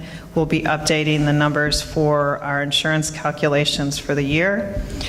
We've received information from TRS, Teachers Retirement System, and then the Teachers Health Insurance system on their rates, and the new IMRF rate, which goes into effect every January. So we use a blended rate for our IMRF calculations. I will tell you that TRS, we have not received word yet. It's currently 9.4% for the employee portion. It may be going down to 9%. If they don't vote to extend the early retirement option, the ERO option, that rate will drop to 9%. So stay tuned. We don't have an answer yet on that. In our professional services, one of the biggest items, or two biggest, are web-based programs. As we move more and more into the digital age, there's more and more programs that we use on the web, even at the district level, like Power Schools, Skyward, different ones like that, InfoSnap.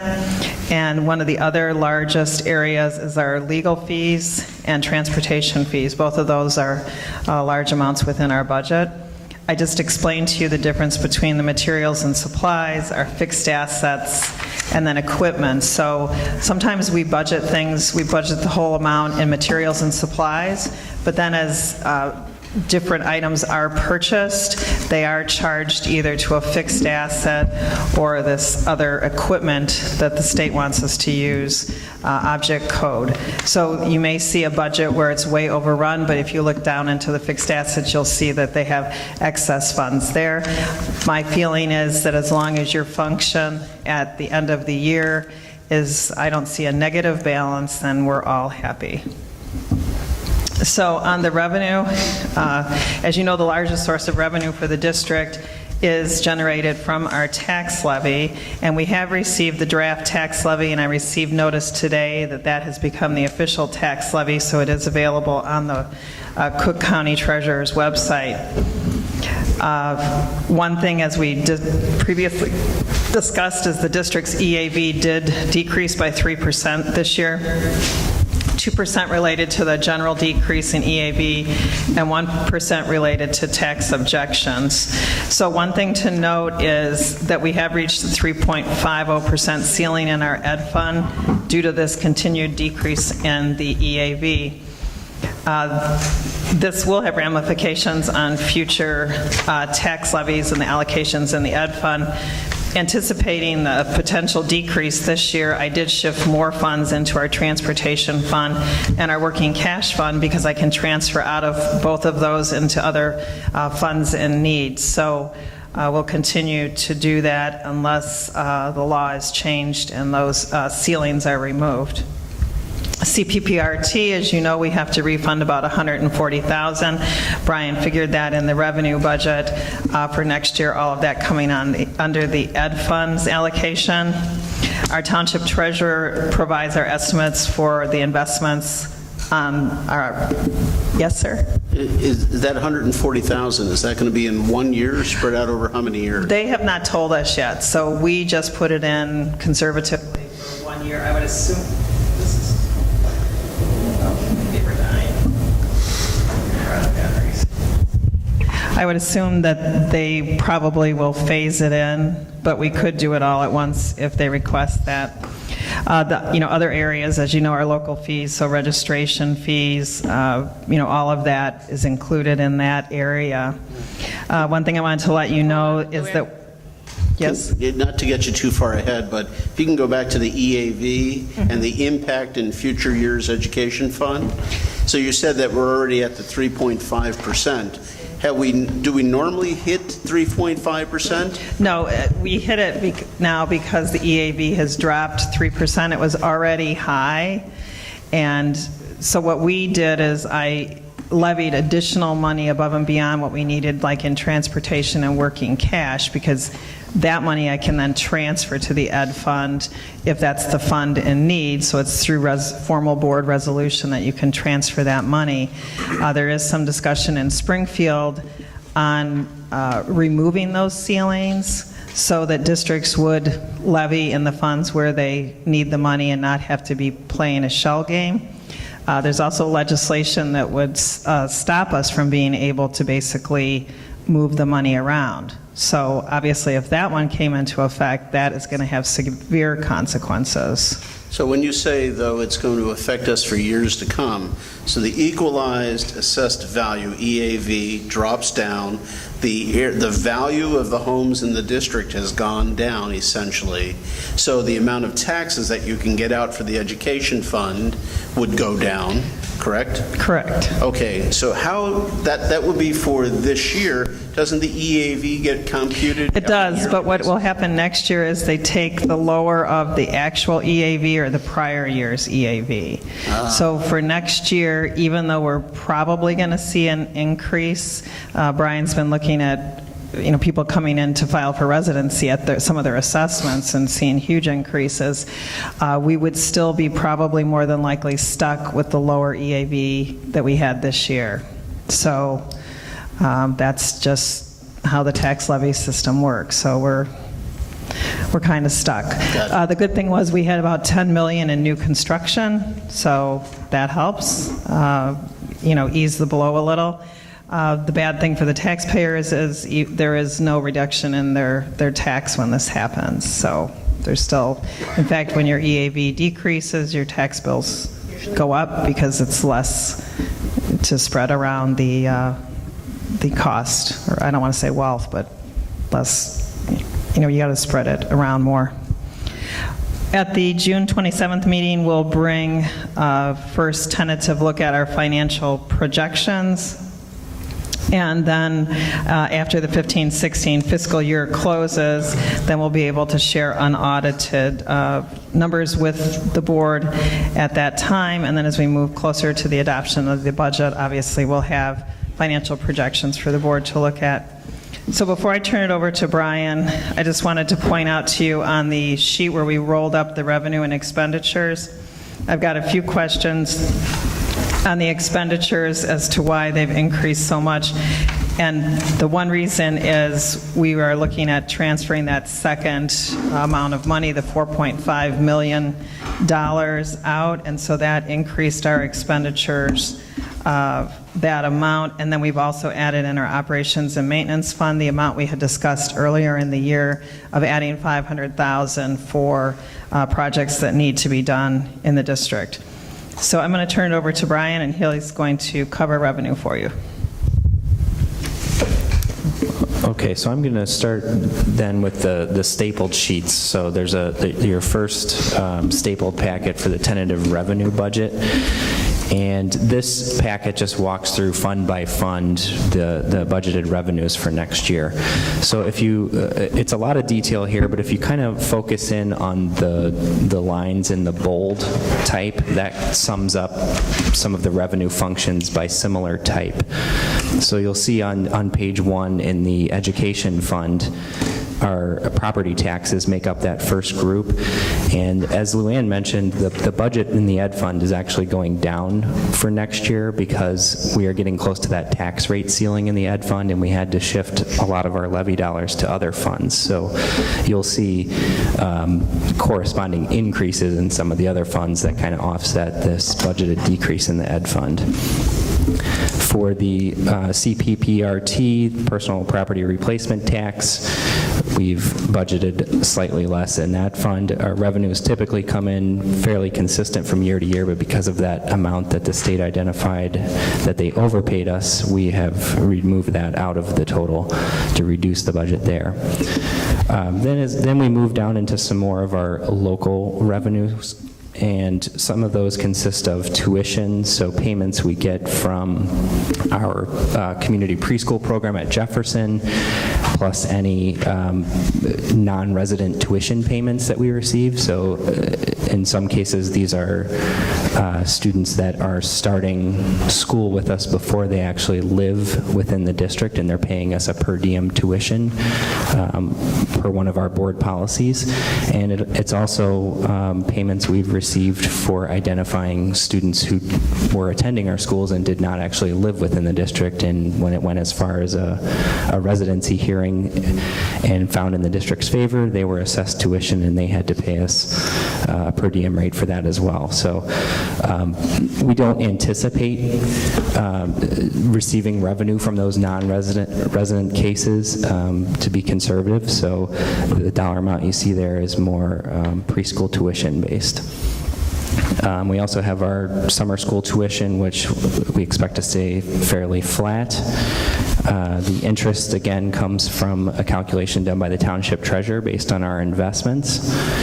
And then as you move down into the 1600, 1700, and 1800 functions, these are more of our student registration fees, lunch fees for the middle school students, milk, instrumental music, things of that nature. And if you're looking at budget in comparison to what we've actually collected through May 31st, you'll see some variance there just because we have registration going on right now. So a lot of our fees for those types of things do come in May and June, so we've still got a decent amount of money that we'll be getting in June for some of those line items. Down in the 1900s, so this is on page 2 towards the bottom, there's a line item for TIF new property.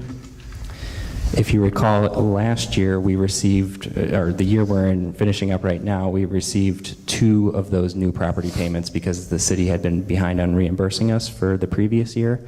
So we're back, we've reduced that budget back to reflect 1 year worth of revenue for 2016-17. And over on page 3 starts some of our state revenue.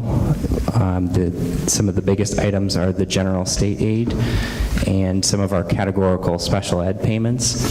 Without a budget being in place for the state of Illinois right now, we really have no way of estimating what's going to be coming in, so we're holding all those revenues flat for as of right now until we get more information and kind of get a feel for when those quarterly payments may be coming in.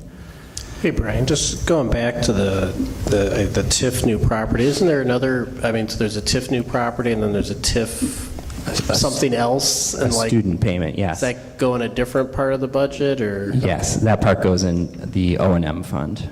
Okay, thanks. Okay, and at the bottom of page 3 is our federal revenue, and again, we've a lot of these grant budgets will be getting defined in later this summer and early fall, so by the time we get to final adoption in September, we'll have some better numbers on what type of revenues we expect for those grants. And for those federal ones, like I noticed a few of them, what we have in the budget is significantly more than what our current experience was. So like the Title I's up by, $83,000. The ideas up by $200,000, and I was just wondering, sort of how we've arrived at that, or why? So those grants, we file for reimbursement of costs on a quarterly basis. So we've got a couple of those grants, the activity got going later this year, so we'll have a larger claim to submit at the end of June. Okay. So we should see a sizable chunk of money from this year's grant that we get in July or August. Okay, all right, thank you. Okay, over on page 4 starts the Operations and Maintenance Fund, and again, it follows the same structure. So property taxes in the first section there are held relatively constant to this year. And same thing with interest projected by the Maine Township Treasurer. And some of our local revenues are our facility rentals, and there's that TIF new student payment that Bob mentioned, which is a revenue calculation based on the number of students that move into the TIF area. We get a calculated amount per student there. Also, our E-rate funding, we actually just got some info from one of our consultants today that number will be going down a little bit. We're expecting closer to $45,000 for next year, so we will reduce that for the next draft of the budget. But all in all, O&M fund revenues are at $7.6 million as compared to an $8 million budget last year. And that difference is up in the property tax section. The difference is what? Is up in the property tax section. So there's fewer property taxes levied in that fund as compared to this year.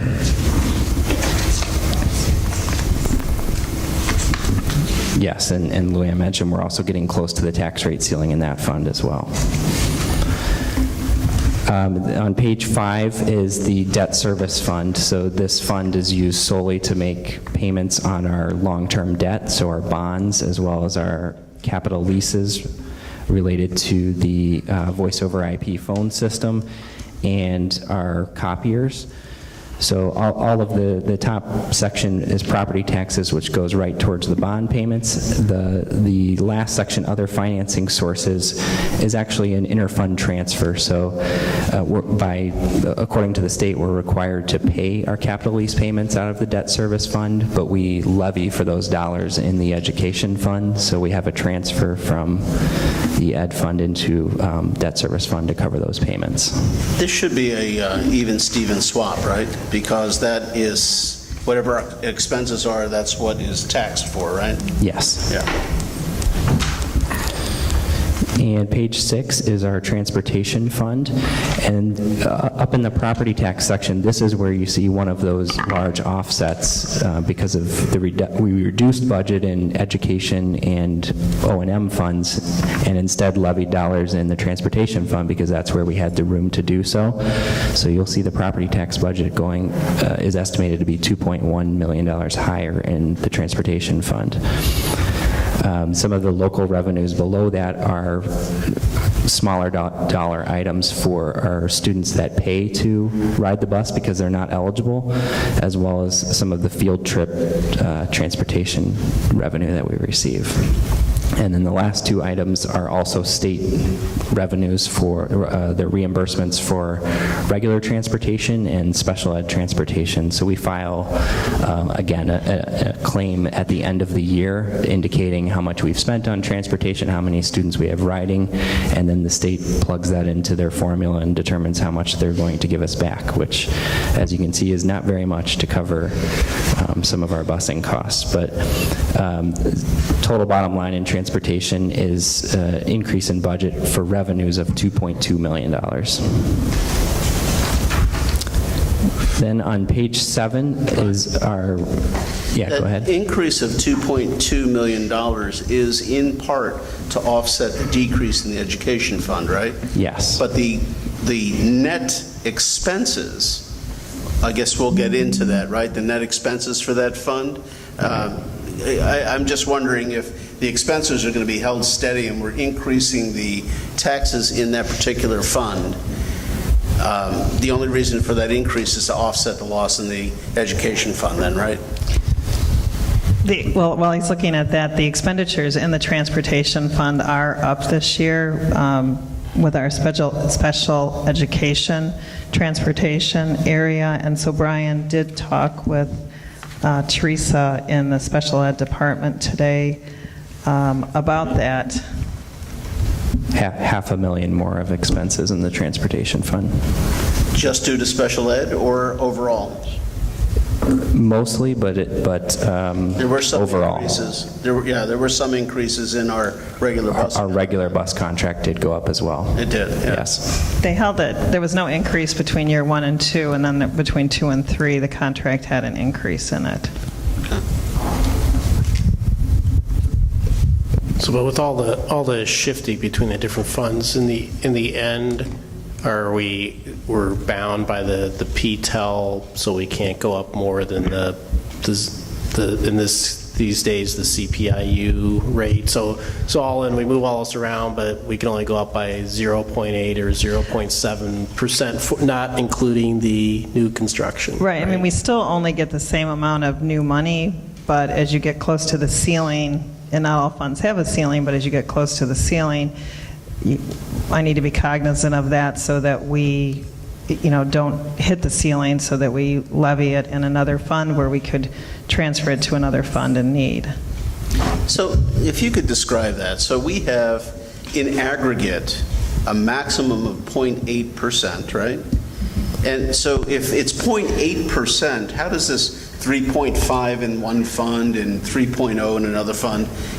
Obviously, if you have $1 million and you raise it 3.5%, you're in aggregate, your amounts are going to surpass that 0.8% pretty quick. I mean, the calculation, and I can bring it back to the next meeting and show you guys again, really has to do in how we calculate the tax levy. And so it's, looking at your, like this year we had to use the EAV for this year rather than from last year because it was lower. And so it's really just the 0.8% on that, and then we divide it, what that amount of money is, out between the different funds.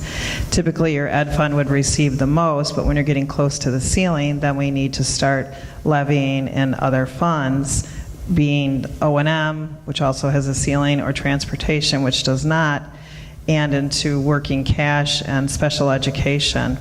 So you need to be careful not to try and levy into funds like the municipal retirement fund or tort, where we cannot transfer the money out of those funds. So it's not like I could say we need it in the ed fund, I'm going to transfer it out, because those are funds that have a lot more restrictions. So if you take that 0.8% number and aggregate it out to all the different funds, 9 funds, 8 funds, whatever it is, will those add up to 100% though?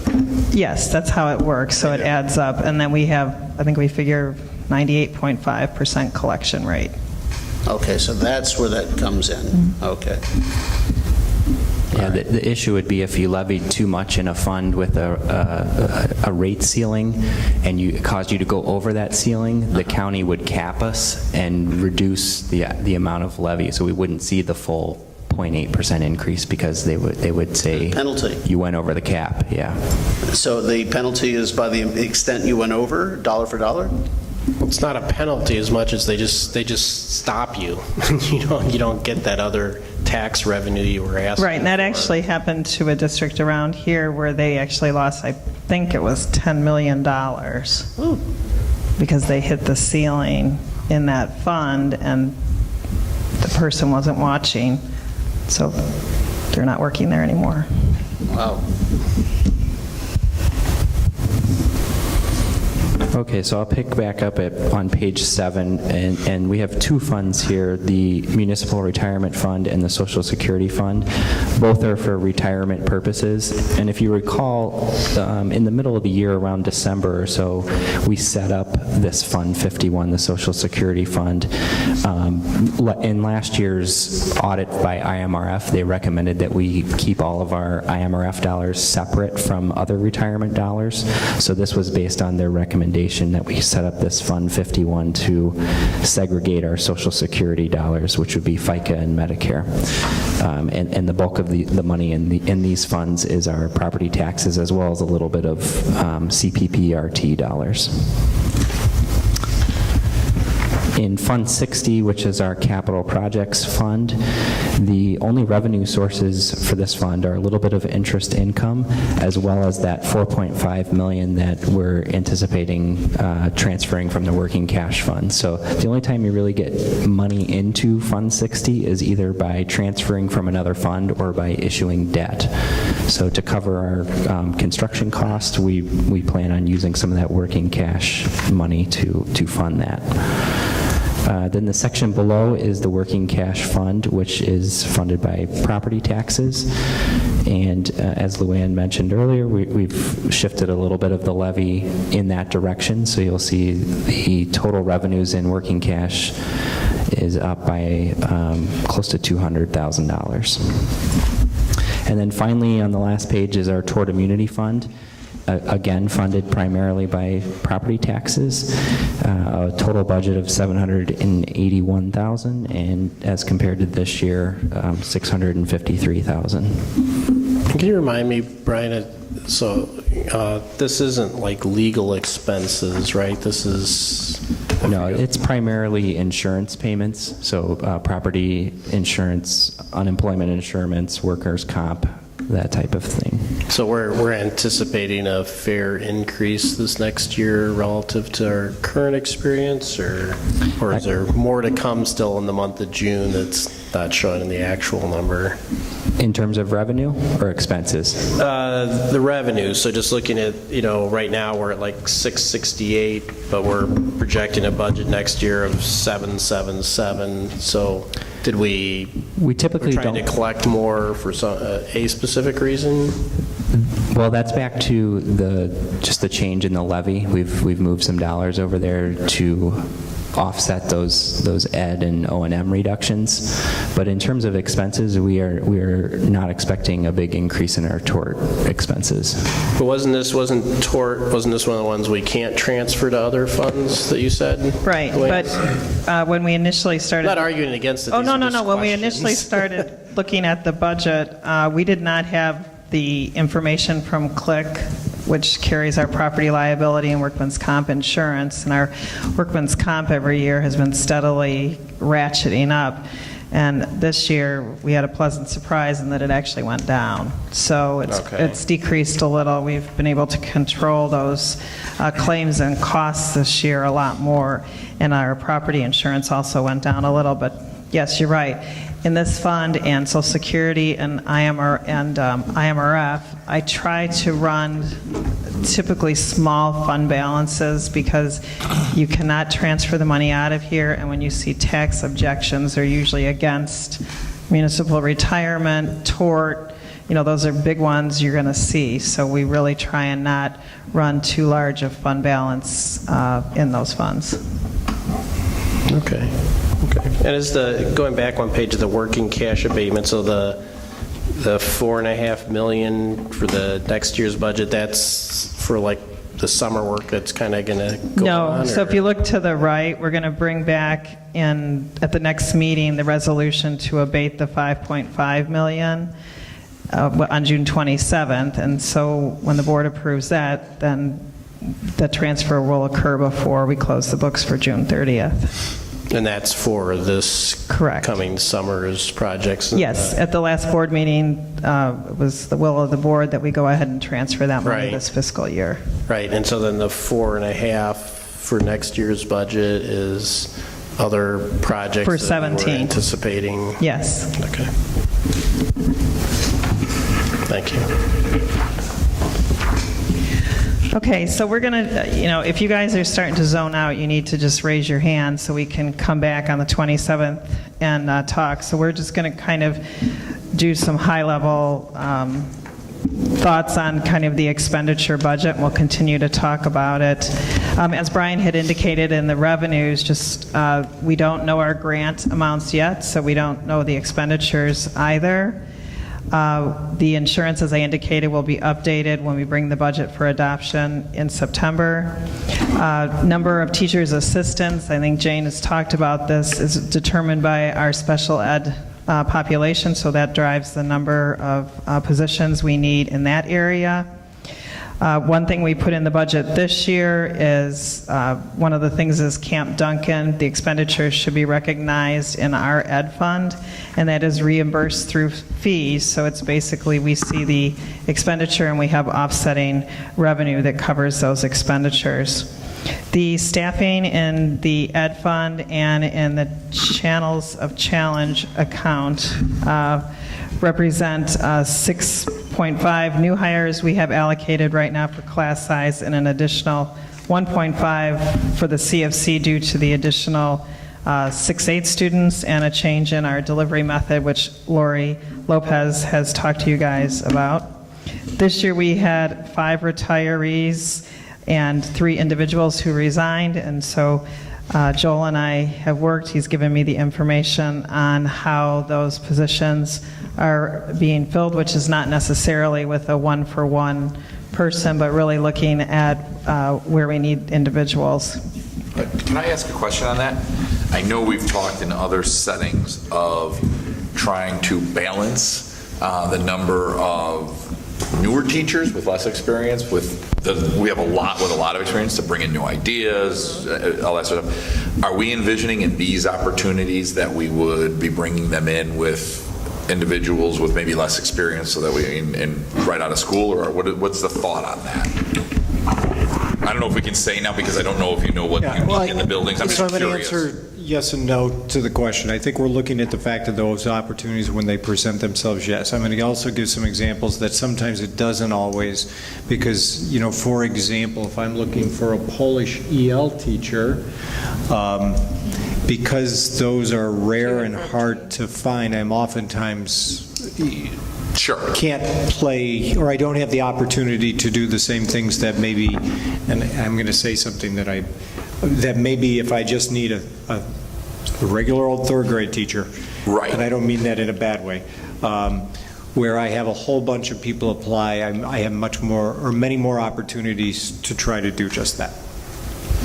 I would agree. If it's a little more custom position, we're willing to go a little bit further within the salary range.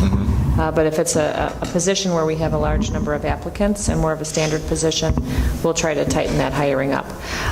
But we also, that said, want people in this district that do come to us with some experiences. We're not necessarily always looking to hire, somebody that's right out of college. That's not to say we haven't or we won't, but we are looking to have people that have kind of cut their chops, if you will, in other districts, and then are willing to really... But to your point, Scott, one of the things that we have done over the course of not only last year, but this year, was we have tightened up the number of years of experience that we have given people. So therefore, we have also said to people, hey, you've got 10 years experience on that. We may only give you 1 or 2 years, or, depending on what it is.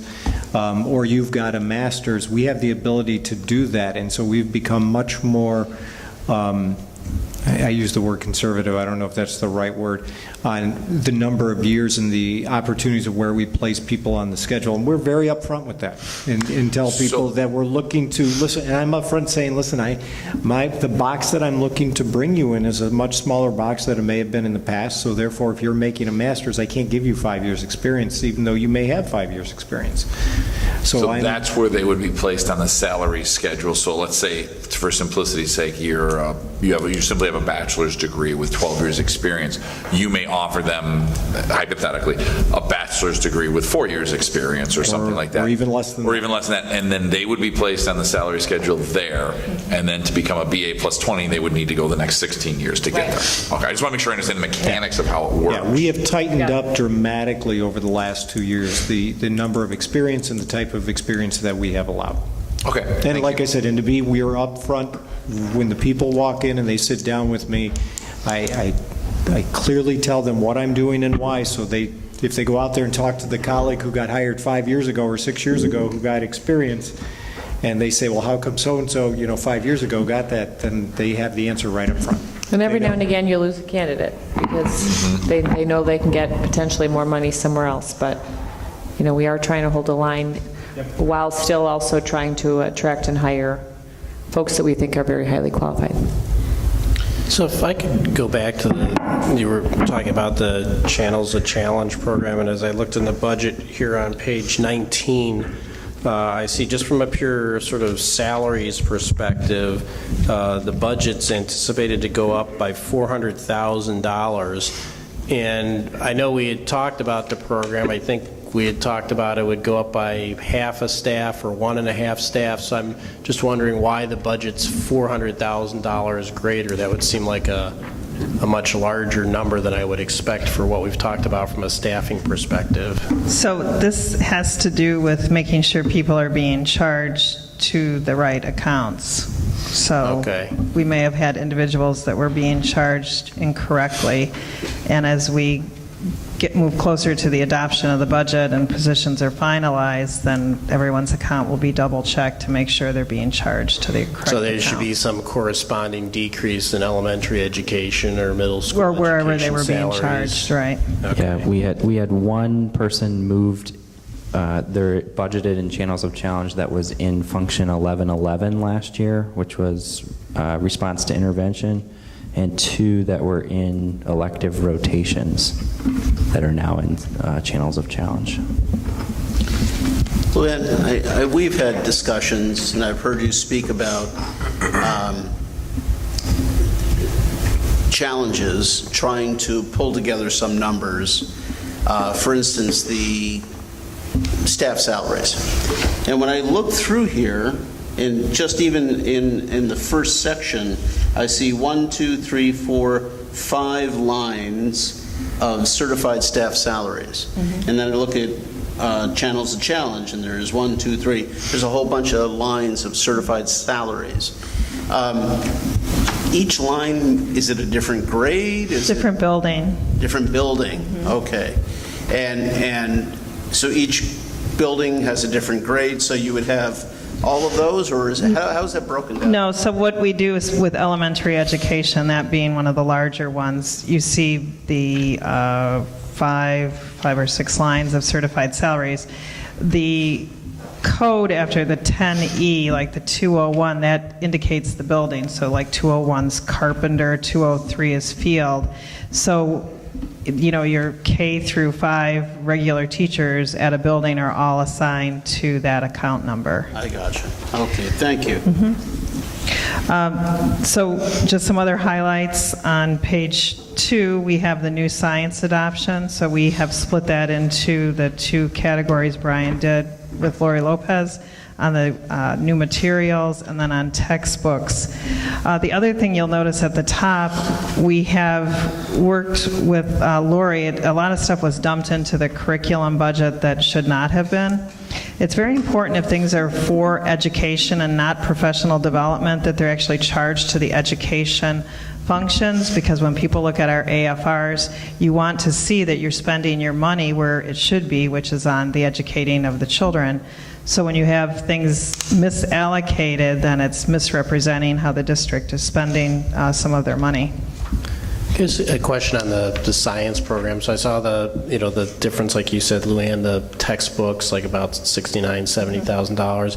And I saw the supplies, which in the past, we would have budgeted $30,000 or something with $125,000. So I know it's a new program and stuff, but, are those supplies,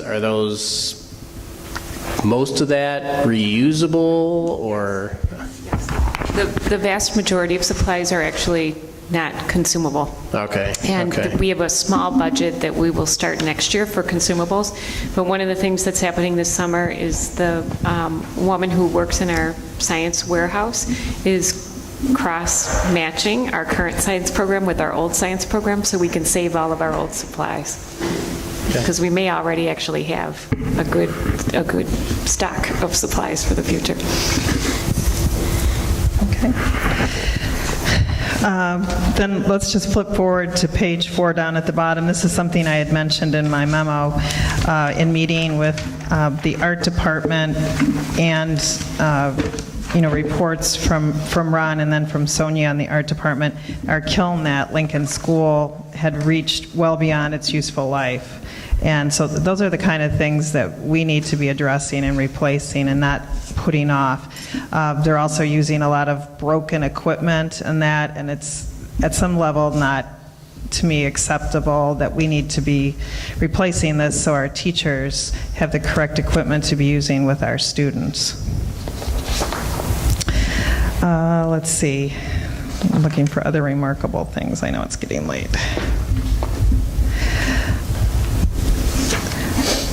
If you turn to page 7, down at the line where you see that encumbrance of $39.91, and there's no budgets, this is kind of where I was talking about that the money may be allocated in general supplies, but parts of it may be used in capital equipment, and this is just one instance of where that is occurring.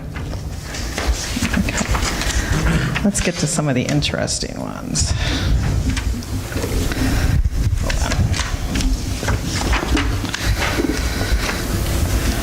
Our special education budget, starting on page 10. This is what Jane had mentioned earlier about maintenance of effort.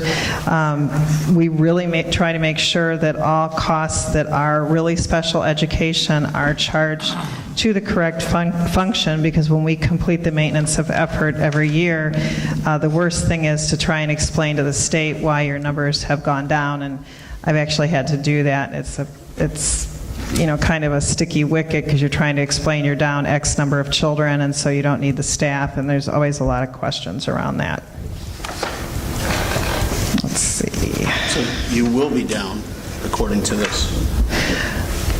But we have like a certain percentage in the MOE that you can go down before they start questioning that you are not spending the appropriate amount of money based on your prior history.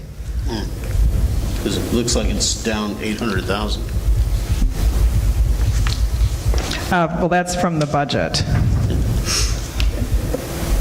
So if you look over, and remember, we have not run the last 2 months of payroll, so that's why the salaried numbers are much lower for year-to-date activity, because in June we run the July and August payrolls, which will hit the 15-16 budget.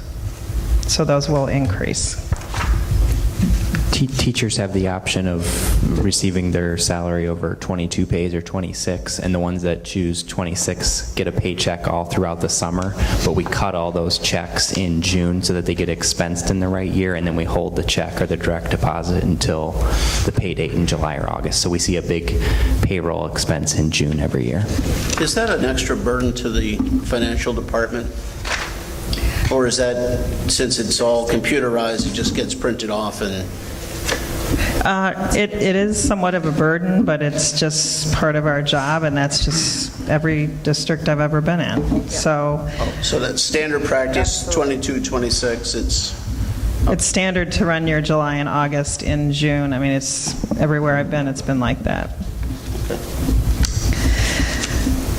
Okay.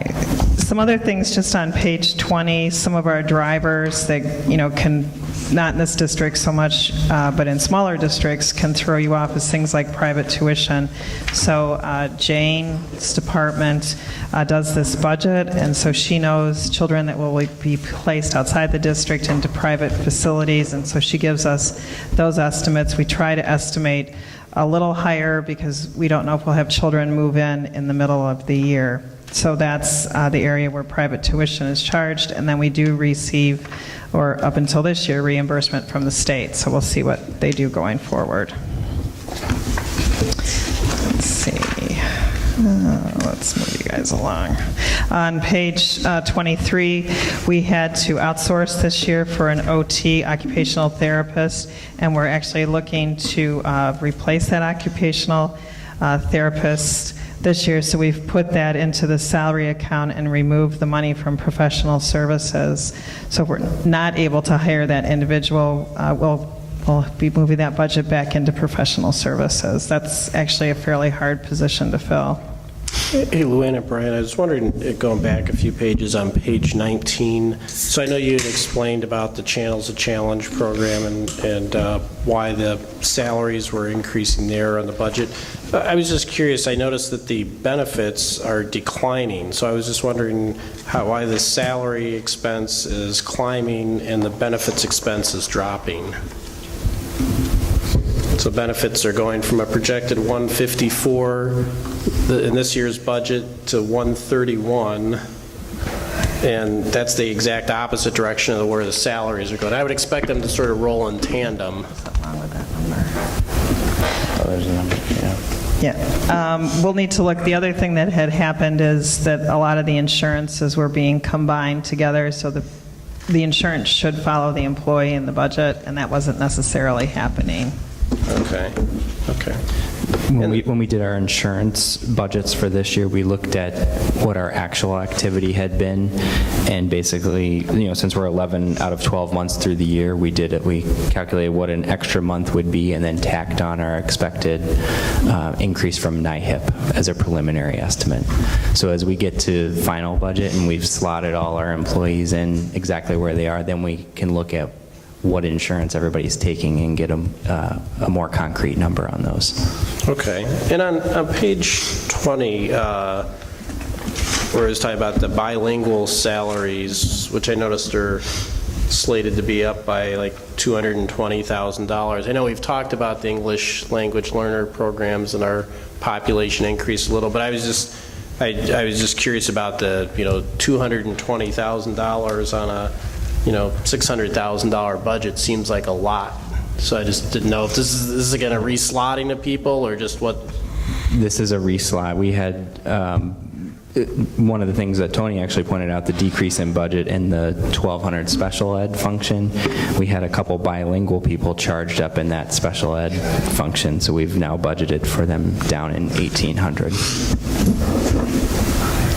That was my whole big MOE problem, maintenance of effort I had to handle because the business manager had bilingual in special education, the entire program. Okay. And then kind of in that thing in the other one, I'm looking at page 21 where we're talking about salaries and benefits. The flip, the salaries are down for social work, but the benefits are up. So is that just another thing that needs to get adjusted then? Okay. Right. It's making sure things are charged to the right account. And so we had said this year was going to be the most difficult for us and then for also the department heads because it's looking at a different way of doing our budgets. And I think that's been a positive experience. Right, Lori? Absolutely pleasant. Right, Jane? Right.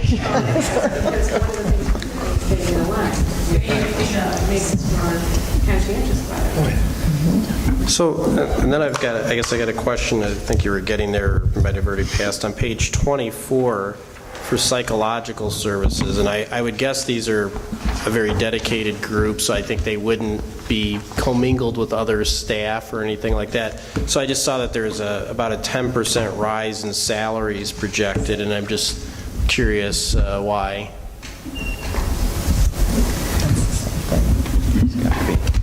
I mean, it's the same thing. It's making sure people are charged to the right accounts. I mean, remember I started in July, and then Brian and I were working on realigning the chart of accounts and trying to do everything. We knew there'd be some things, that were not caught. So like we have a lot of stipends that are in the wrong accounts this year, so we're making sure, working with the individual that inputs that to make sure they're using the right account numbers going forward. So we have a lot more checks and balances in place, which is what I usually have, to make sure things are being charged to the correct areas. So do you think, that one just sort of struck me because I thought that would be a very specific group that wouldn't be commingled with others. Well, it's previously. Like one of them I think was charged to 1110 or something, so regular education. I have no idea. Okay. So it really is just making sure that they're all charged to the correct function. Okay. Luann, when you look at psychological services, you've got a whole list of certified staff salaries, but I see in the budget you have really 1, 2, 3, 4 numbers outlined. So do we have 4 psychologists, or we have 2, 4, 6, 8, 9? No.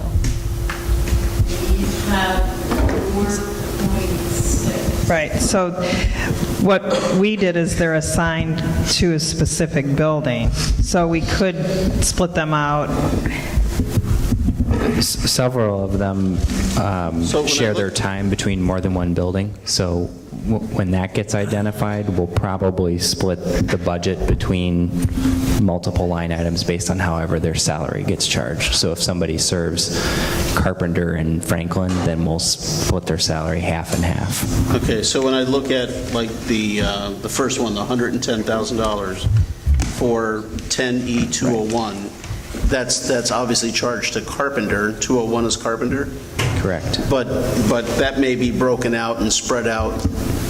So how do you? So you'll have to make multiple lines for that individual, the number of buildings that individual goes to. Right, so when they are charged into Skyward, there's multiple salary lines, but when we roll it up into the budget, it still looks like this. Gotcha. And if you can go back to page 22 for a second, same kind of question. I see, we have 9 buildings, and there's a lot of nurse salaries and certified staff salaries and overtime salaries. So I don't get it. So, Jane can jump in here too. We have 2 certified nurses, which means there's certified school nurses. Okay. Okay, so there's a slight difference between they are an RN, but they have that additional certification. Then in our buildings, we have either a nurse or we have a health assistant that works in the building. So we have to, and then we have one nurse that's actually falls under an exempt staff salary because she's also one of our traveling nurses. So we have to allocate all of those out to the different buildings based on the cost. Is there anything else? Yeah. But there's just more than there's more people than buildings as well. Correct, because the district is required to have school certified nurses on staff for certain things that need to be done. It's just a requirement of the state. And we would never find a certified school nurse for every school. So are these numbers, I guess, what Tony's asking, and although if you look at the code, it doesn't look as if they're at different schools, like where you're splitting positions. So look at your 10 E's. Right. 201, 203, 205, 207, 209, 220, and so on. Those are all different schools? Yes. And then one of those is like Michelle Sulik, one of them is Margaret. One's Paula. One's Paula, Paula, who's the exempt. and then the health aides. And then the health aides. Yeah, So- the one that's described as nurses' salaries, those are our health assistants, the TAs. So we have one at each building. 201 down. Right. Yes. And then the ones that are the certified salaries are the 2 school nurses. So With those 2 line items, yeah. So, it looks The like to me, 63,000 and the 82,000. where we have the 165, this is something that we'll investigate, so this is why this is a working budget. And make sure everyone's charged correctly. Nurses, it's just part of their job that you're going to see some overtime with them. If we have a really sick kid, they're not going to just stand up and go, well, I'm going home. So because they are hourly employees, we are required to pay them overtime. There's a lot of overtime, too, because of band trips and extracurricular activities, where we have to sometimes send a nurse along on those extended events. Okay, let's flip forward. Unless you guys have a question, just stop me then. Tell us what page you're going to. Okay, I will. Let's go to, we'll go to Lori's budget, function 2210, so we're on page 26. We've done a lot, this is another one along with special ed that we've done a lot of work on, and we're actually not done perfecting this budget because Brian and I are meeting with her and Jane to understand per diem days, who's entitled to them, some of the stipends, like summer curriculum and that, so that we just have a good grasp on where we're charging it and make sure that those are the correct places that we should be charging it. So this is a budget that is probably 3/4 done, but it's definitely still an under construction budget. Is there a reason why the per diem days actual expense this year is so far below what we budgeted? It's probably because it was charged somewhere else. Okay. Actually, Or could have occurred in June. it could have, and sometimes the curriculum specialists don't use all of their Yes. per diem days. So it really depends on the nature of the work that's happening, but my understanding is we've already always budgeted for potentially for them to use. Per the both contract. days. Yeah, but you'd expect, like, so the budget was $115,000, and we've only expensed $13,000. Now, that's not. That's where we're working on the stipends and per They're in diems. different places, yeah. And I know our payroll person has come to me with a couple timesheets that some of the curriculum specialists will log their hours throughout the year and then turn in a timesheet at the end of the year for those per diem. So I know we have a couple that we are paying out in June. Okay. If I could go back one page to keep you from flipping forward. On page 25, for the, I think it's speech or hearing, I have to flip back to 24 to get the title. But, and you could just tell me if this is the same record, speech and hearing, where there's like $190,000 increase from last year's budget to this year's. Is this realigning people again? Once again, that's one where I'd expect that it's probably. Well, this is what Jane was talking about Jefferson. earlier, right? The speech and hearing. Some of that increase has to do with what we were talking about in closed session. Okay. And in moving, so that I'm doing some transferring of an employee with a significant salary is Got part of it. that, and then there's one additional employee in that group. Okay. And on that same page, just so I understand, under other support services, the expenses that are student supervision, is that for something that our staff's providing, or is that for people who are non-staff members that we're paying for different duties? So if it indicates in the third set of numbers, which is your object code, a 105, those are individuals that are lunchtime supervisors, so Okay. they're not regular employees. If they're a regular employee, then it's that third set of numbers is 1311, which means it's a stipend. So that's how you can easily see how much, we're relying on hiring outside help for that lunchtime supervision. I'll never remember the numbers, so I'm just going to ask the question. There's going to be a test. That's why you have us. That's an aggregate number then, right, for that school? The 201 number? Yes, yes, so that would be all of Carpenter. Yeah, okay. Correct. I see. Let's see. Let's jump ahead here. Let's go to MJ's budget. That's always such a fun one. So under MJ's, in our 2225 on page 30, we had individuals that were not charged to the correct account, so you can see there was quite a bump up of about $173,000 in salaries there. So we now have them charged to the correct account. Her salaries also reflect, we had a retirement, and so we're hiring a new hire for a new building technologist. So her salaries have been adjusted for the retirement, and then the allocation Joel gave me for a new hire. If you go down to about 3/4 of the way down, the repair and maintenance services, we have a note over there, faulty Dell repairs. So that's the amount of money that we had put into fixing the Dell computers. It was not charged against the liability, which is where we put the student fees, because it's really not something that a student did. So we didn't feel it was fair to do that. So we're certainly not expecting that magnitude of expenses next year. We do have some additional expenses in that when we get the new Dells, we have to have cases for them. So the cost we're paying for the cases is substantially less than what we would have paid for the new Dells. We're also doing a classroom, some of the desktop refresh, and then every year we do have a certain amount of staff that we need to do refresh on computers. On page 31... Before you go, can I get a clarification? So you said that we incurred a cost to repair the Dells. Was it the $36,000 or the $114,000? It's the $114,000. And the cost to repair. And you said that there's going to be we have to buy cases. Right, we're getting the computers for free, but we want to have cases on the computers. Can't we use the old cases? I don't think so.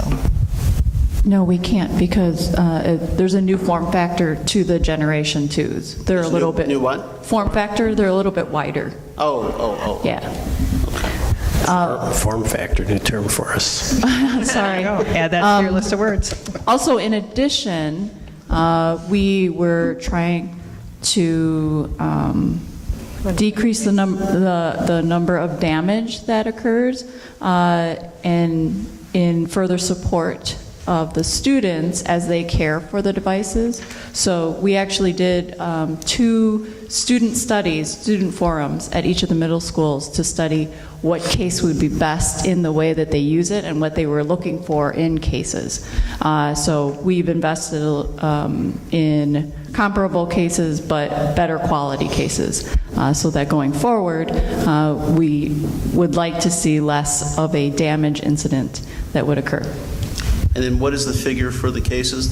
Is that built into the 114? If you look to no, it's down farther, you'll see it under general supplies. So we have the Dell 2 Chromebook cases, so you can see the costs of the cases there. It's about $41,000 for elementary and about $36,000 for the middle school. It's a lot of machines. That's a lot of money. On the next page, MJ and I had a discussion about this, and I had her put it in the budget. We bought iPads for our K through 1, 2, and we did not buy charging carts, and they are not secured, which means iPads walk away.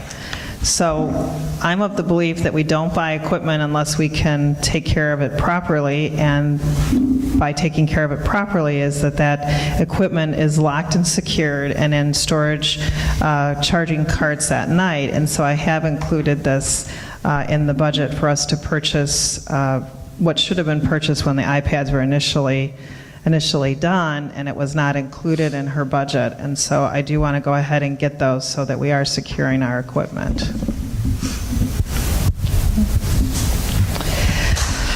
Another area that Brian and I reallocated was setting up the assessment and testing, which is also there on page 31, and you'll see where we've put in our Power IEP. This is where MAP testing comes in, Ames Web, so that's all within there.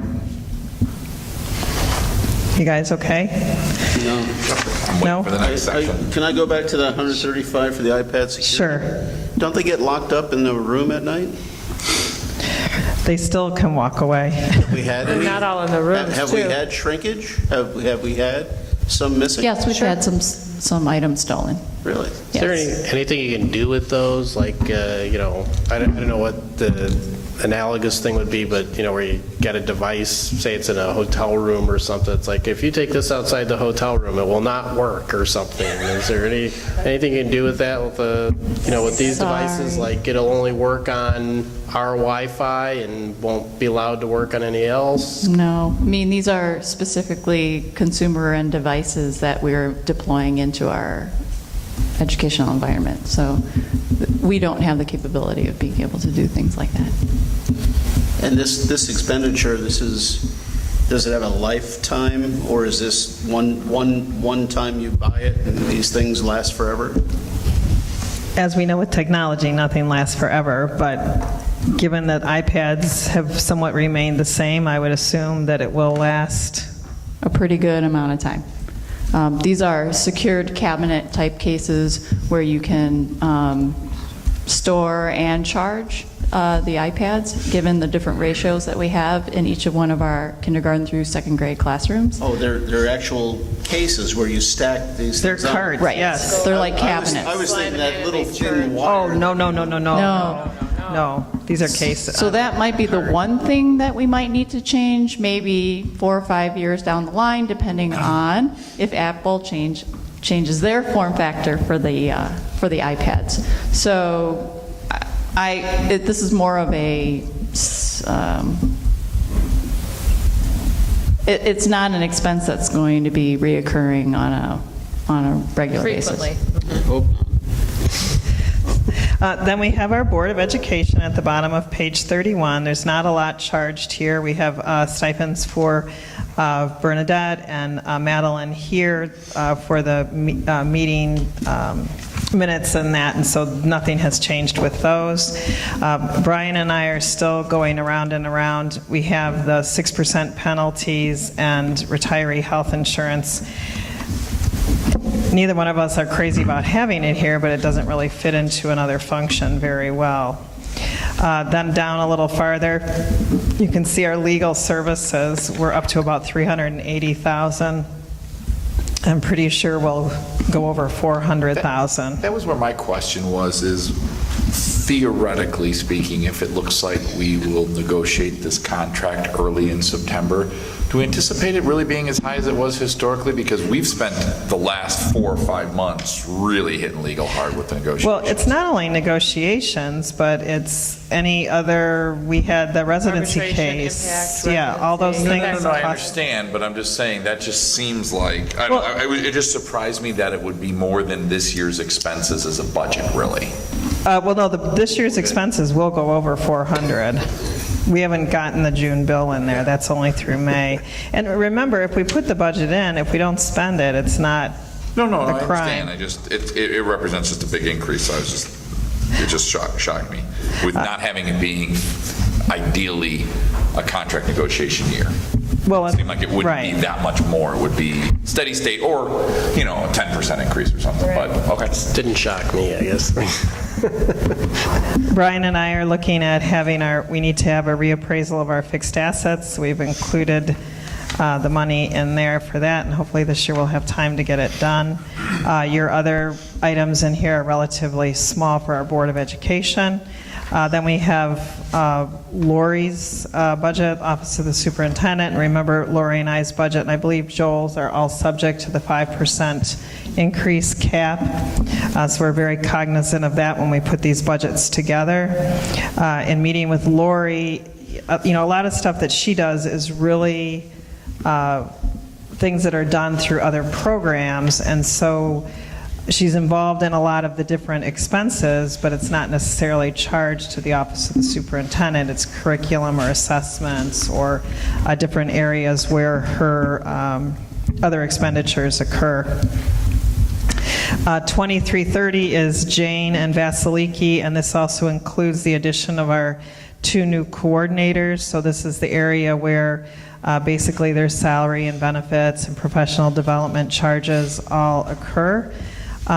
Jane and Vasiliki, and I'm assuming the 2 new coordinators, professional development is all covered by our IDEA grant, which is a really great thing for the district. Office of the Principal reflects the new principal at Franklin in terms of the salary there. We're still working on parts of this budget and investigating things like on page 34, when I see one building, an elementary, that has such a high amount of building secretary overtime, those are the kind of things that I look into just to say, hey, what's going on? Did we not have a staff member for part of the year, or are we not managing things well? So those are things Brian and I will be looking at. Let's see, what else is interesting? If you turn to page 37, this is the fiscal services budget. Down about 3/4 of the way, you see the dues and fees amount.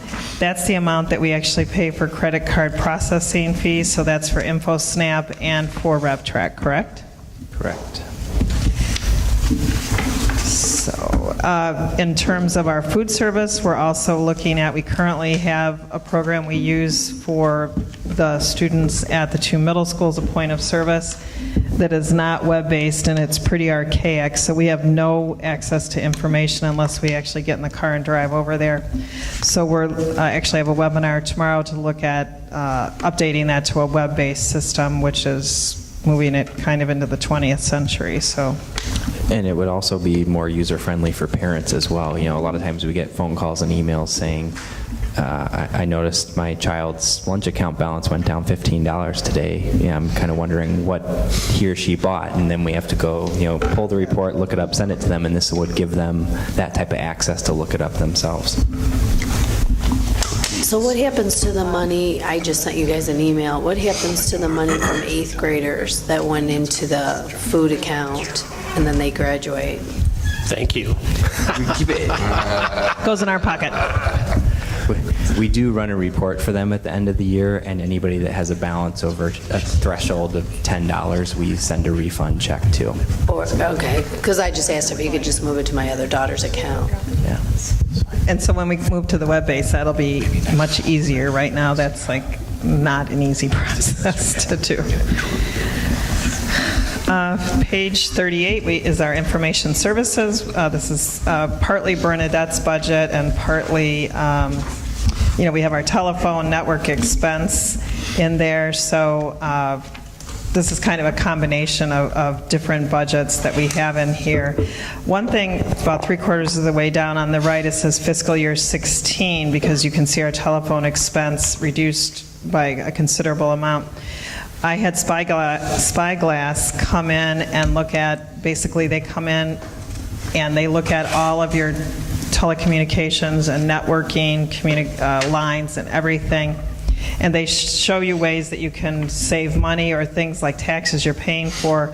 And they discovered an internet line that we were paying AT&T for that we weren't even using. It was well over $2,000 a month. So we have a report for them that shows all of the savings that we're receiving, and how their fee is calculated is based on a percentage of what we'll start receiving going forward every year. So it's really a great savings for the district. And the new network expense, we'll see a reduction in that this year. Hey, Luann, on that page, there's an item there, and I know you guys are always trying to prepare for things and have the good budgets, but there is an item for $100,000 for professional services, which says it's for public relations and referendum support, and I just asked you about that, I guess, because I don't know if the board's really thought that that's something that we'll be doing over the next year, so I want to sort of ask what that comprises. Right, in discussing our budget, if we do decide to move forward with going to a bricks and mortar referendum, we would be looking to hire referendum support, and so we just, for now, put in an estimate of potentially what those costs would be. I mean, we're not sure at this time what it would cost, but we just have it in the budget. So obviously... So it's a placeholder. Placeholder. And by September, we really should have decided if we're doing it or not, so we can pull it out of the budget. Okay, because I think just sort of following up on maybe like what Scott said a little earlier, I don't like to put things in the budget and then that might create an expectation to expend money or expend stuff there. No, not at all. Personally, I'm not in favor of, planning for that at this point in time, and we can certainly remove it, because when we get down to before we remove it, I would rather put it on an agenda to bring it to the board so you understand, because you and I have talked about it, agenda planning. But we also have the contingency, which is at the end of the budget, so it could come within there too. Okay. I'll put it on the agenda. Okay, let's see here. It's a summertime thing to talk about. Then we have Joel's budget, 2640 and 39, nothing too remarkable. We are adding Oasis, which will be the teacher, why can't I think of the name of it, for their evaluation. They'll be using that in there. And then my learning plan is basically a program we're going to put in that tracks professional development and ties into our subsystem, and it works really good. Let's see. So if you go then to, before you guys fall asleep, sorry, to page 41, I talked with Bob about this when we were at the strategic planning meeting, and I said there's two ways you can handle, and I'm not saying what happens sometimes is correct, is you can handle unexpected expenses. One is you bury it in your budget somewhere and try to find it. Or two is I'm very transparent and upfront and say, let us put a contingency budget in so that if there's programs that come up that we can bring to the board that we want to do within the next year, we can tell you what we're using the money for. It's not like we can just go and spend the money. It's all board approved when it's coming out of a contingency fund. But because the way I budget is pretty much, I'm not increasing things, so I don't take my numbers and up them by $300,000. So I try to be very upfront about the budget. But then during the year, there are things or programs that come up that one department or another wants to look at moving forward with, and it's nice to be able to say, well, we're locked in until next year to do anything. So I like to put a contingency in. It's not spent without board approval. So I want you guys to kind of just think about that for the budget.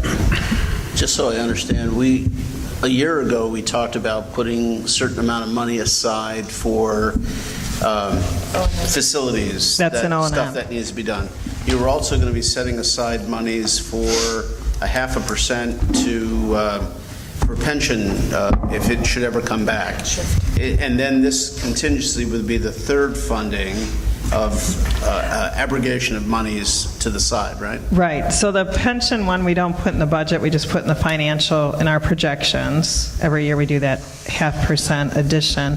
The $500,000 is in Ron's budget that we had talked about for building, repair, and maintenance projects that we are working on a lot this summer.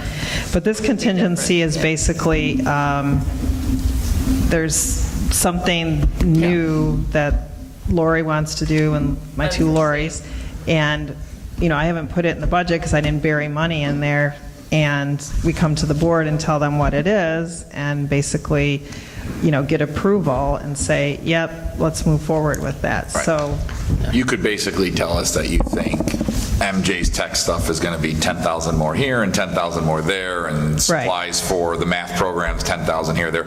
Or you could just spell it out and say, here's less than 1%. I think it's 0.8% of a contingency for the fact that we're human beings and can't forecast the next 13 months. Right. Or we have, I always hate to use this one example, but we can have a child move in whose tuition's $50,000 a year, and we have not planned for that in our budget. Right. Either way, we're going to spend $60,400,000 on expenses in this fund. Theoretically, we can either call it out or not call it out. Yeah. It's very similar. Remember the Theoretical 500 we had years ago? It's the same concept. Same concept. The one thing I would like to do, though, if you want to move ahead with this, we could talk about it, but I'd like to have some restrictions on the fund, for what it's going to be used for. For instance, if Ron in his budget has a $500,000 fund, exclude facilities. Right. Maybe this is only for student services or. Would have to be, wouldn't it? Because it's in the ed fund. This is really only for educational purposes that we put that in there. But I guess I look at this and I understand about contingencies and things happen you don't expect and things like that. But there's never a restriction that you don't pay something because we're going to go over budget.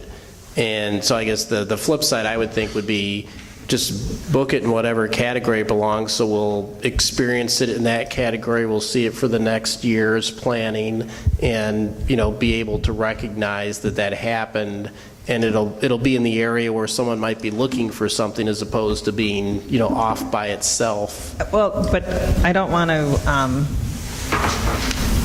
I don't want to budget and then have us go over budget. So when you and I had talked, even though it's lined there, if it was something, say, in research and development, okay, 30,000, that expense will appear in research and development. So you guys would know about it, but it would be booked to the correct So it'll be a double area. entry. Double entry. You'll have an entry, entry separate and plus in the individual areas. My only concern is that without proper thought, you have this bolus of money, which is quite substantial, and just sitting there and kind of burning a hole in somebody's pocket, you know? And that's my only fear, and that's why I said having some restrictions on this. You know, Tony, one thing you said is, and this is different. Right now, if it's under, was it $21,000 or $20,000, $25,000, they can kind of go ahead and do something, right?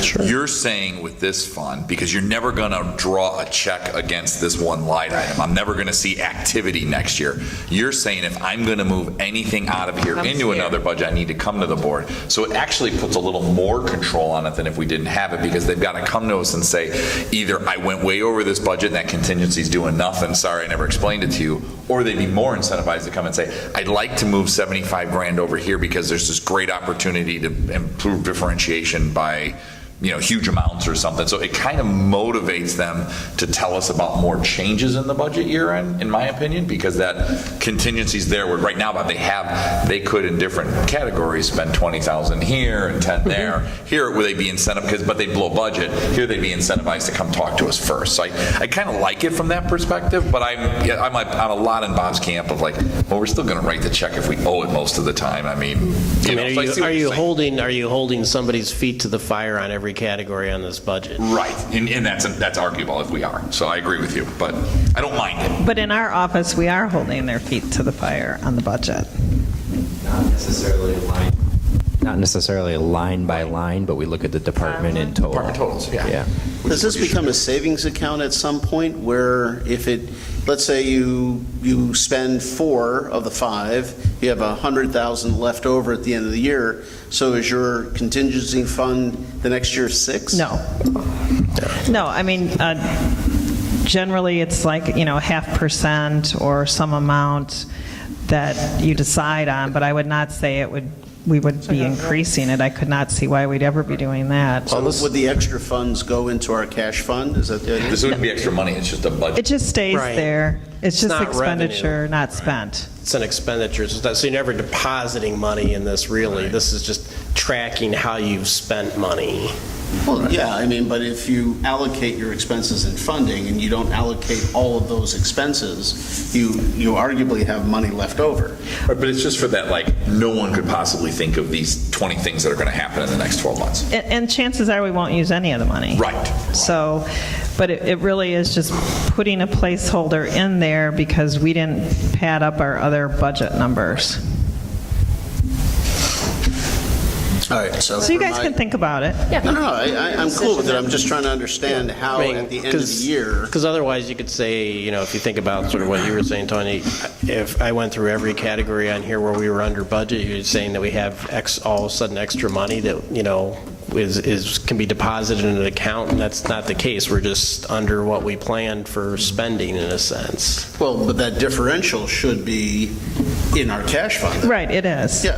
Okay. Yeah. If we don't spend the money, then It's in the that's... cash fund. Yeah, it stays there. So, how are you guys doing? Good. Do you want to keep going? How much more have we got? Well, we've got O&M. These two little things? Sorry. We'll talk about O&M, and if you guys have a lot of questions, we can always bring the answers back for you. In Ron's budget, we've worked with Ron. We've had numerous meetings with him, as we have with the other departments. Crossing guards, for some reason, were charged to Fund 20, and they should be charged to the elementary, so we have moved that over to Fund 10, to the education account. We also had some things in there we weren't sure about. Construction services, that really should be charged to Fund 60, so there's no budget for next year. We had set up last year when Ron started a suite of accounts for basically where your directors charges go in and where his assistant goes in. So we've put all of that into there. I've also noted that the assistant, when she does overtime, it's typically for transportation purposes, and so I want her overtime charged there. Let's see, we'll go down here. Page 2. Yeah. So on our, we have dramatically, I can't even say how much, reduced overtime salaries here. We're still, most of those numbers that you see to the right are actually ones that we're being reimbursed for. So I have Renee working on identifying that, because this is the procedure we had to change. The time card was going to payroll, they were paying the person, and then it was coming to our Buildings and Grounds Department, because the principal would sign off. It's like, no, it needs to go down to Ron's office first, so the overtime is charged to the right area, so that we're charging the different places, PTOs, Park District, and that for the overtime salaries. So I've reduced that overtime down even more to $20,000, because any overtime for snow plowing is actually in a different function. So we have been able to, some thoughtful planning and changing to, reduce this by probably about $200,000 since last year. Okay. I'm just trying to see here. Purchase services. Yeah, that's the one I have. Yeah. Okay, where? Page 3. Right, Tony, is that where you are? Professional services? That's Okay. the whole delta at the Yeah, that's a big guy. So this is where we put 300,000 of the 500,000 is in professional services, because, typically if we're doing something like repaving, and that is charged to professional services. This also includes, as you can see, we have money in there for tech wiring, our fire monitoring.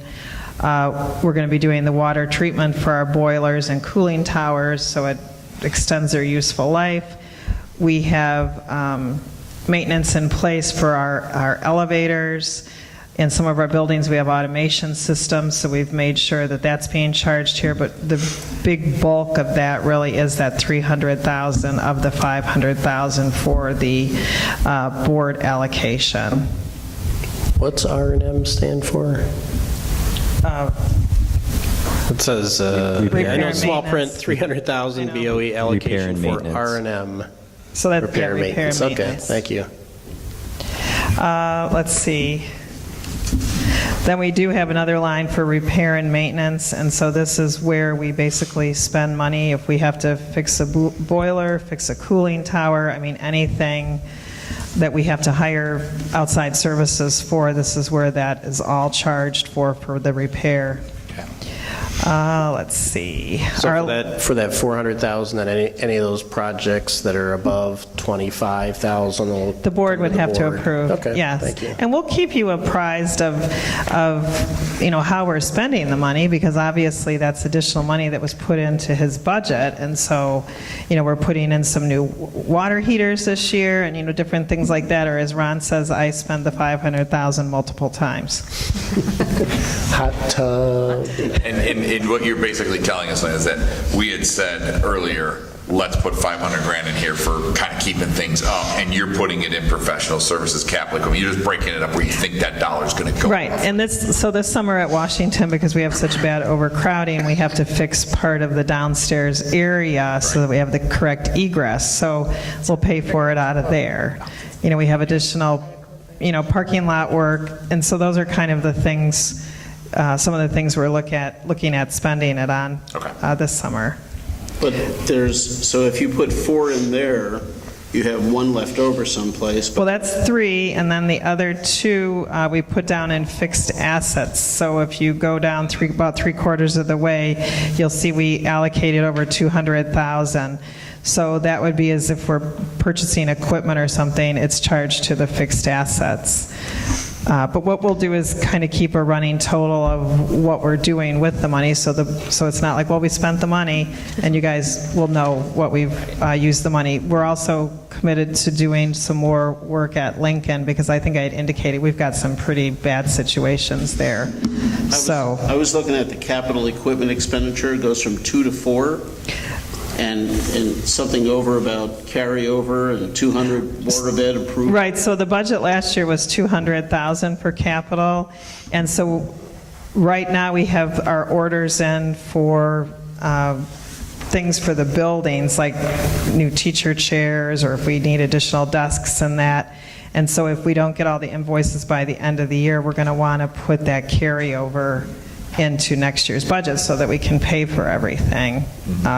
So we don't know yet if we'll have all the bills or not, but we're getting close to the end of the month, so I don't think we will. We did hire, where is he? Electrician. We did hire an electrician, so we're anticipating having less expenditures outside for an electrician, which will be a great savings for the district. Some other little things to look at, our electricity is kind of out of this world, so we're well over $500,000. That's an agreement that we'll be doing an RFP this fall to secure new electrical service. Our agreement is up with Constellation, so we'll be looking at that. I had also mentioned to the board that we're looking at putting these filtered drinking fountains in all of our schools this year. We did look at the health, life, safety, and lo and behold, that's actually in the health, life, safety to put in some of the handicap ones, so you have regular height and then a handicap. So we'll take care of that also this summer, which is one more thing to mark off. The other areas are just the care and upkeep of our vehicles. We're not buying any vehicles, so that dropped down. Our care and upkeep of our grounds, which is everything from mowing to snow plowing. And then our security services on page 4 of his budget. This is where we're looking at doing about $115,000 in upgrades. We have to upgrade our security panels in our building. This is additional cameras at our middle schools. This is the door hold open alarms, the panic alarms. So this is all the things we've been talking to the board about that we're doing in the school. Comes out of the security area. The work for Washington School, though, comes out of the construction budget. It does not come out of here. Right. Okay. Tom, are you awake there? Barely? Sorry. Called out. Yeah, you're called out by the teacher. I think I need to... Yeah, you need to have them all stand up. We're almost done, don't worry. Shake those bracelets. Debt service, it is kind of, as I say, it is what it is. We owe the bills, we got to pay them back. So that one we can flip by.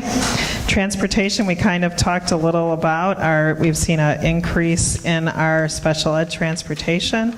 This is done in IEPs, so here again is another thing. If it's requested, it's not really something that we can deny. So the good thing is the reimbursement rate for special ed transportation is much higher than it is for regular education. So Luann, and that was something that, wasn't it just last year that we switched providers? Yes. And I didn't think at that time we anticipated a large increase in spending. So this is like a 50% increase over what we had, or 100% increase. Yeah. Yeah, it's double. Over what we had budgeted. So, is it really that much in new student requests that, doubled our budget expense? Well, last year, we eliminated 9 buses. Well, no, but this is special ed regular. transportation. Special ed transport, So yeah, not talking about our regular bus routes, Tony. This is just special ed went from 660 budget to, next year we're thinking we're going to spend 1.3 million. It's like a 100% increase. So That does seem like a very large increase to me, so I want to spend some time looking into Okay. it. Thank you. The only other difference I'm aware of, though, is that when I first came, we were using a lot of cabs to transport students with special needs, which isn't the same level of quality, consistency, supervision. So we have moved to more bus company transportation away from the cabs. It's more reliable. Parents are much happier. So that would contribute to some increase, but not that size. So I'm going to look into that and get back to you. Yeah, it's like we added another school district or something. Yeah, it doesn't make sense. A couple other things that I was able to gather from a kind of a high-level glance was we have a few more out-of-district students that are also, I believe the terminology is integrated schedules, where they're spending some time at a District 64 school and some at a private place school, so it adds an extra layer of transportation. Not only are we taking them to the private school and back, but we're taking them to our school, then to the private school, then home. So that adds some cost Yeah, I think we to could us just as get well. some more information, just, it's just a remarkable increase, so I think it'd just be good for us to understand what's going on. And that contract is up at the end of 17, right? Correct.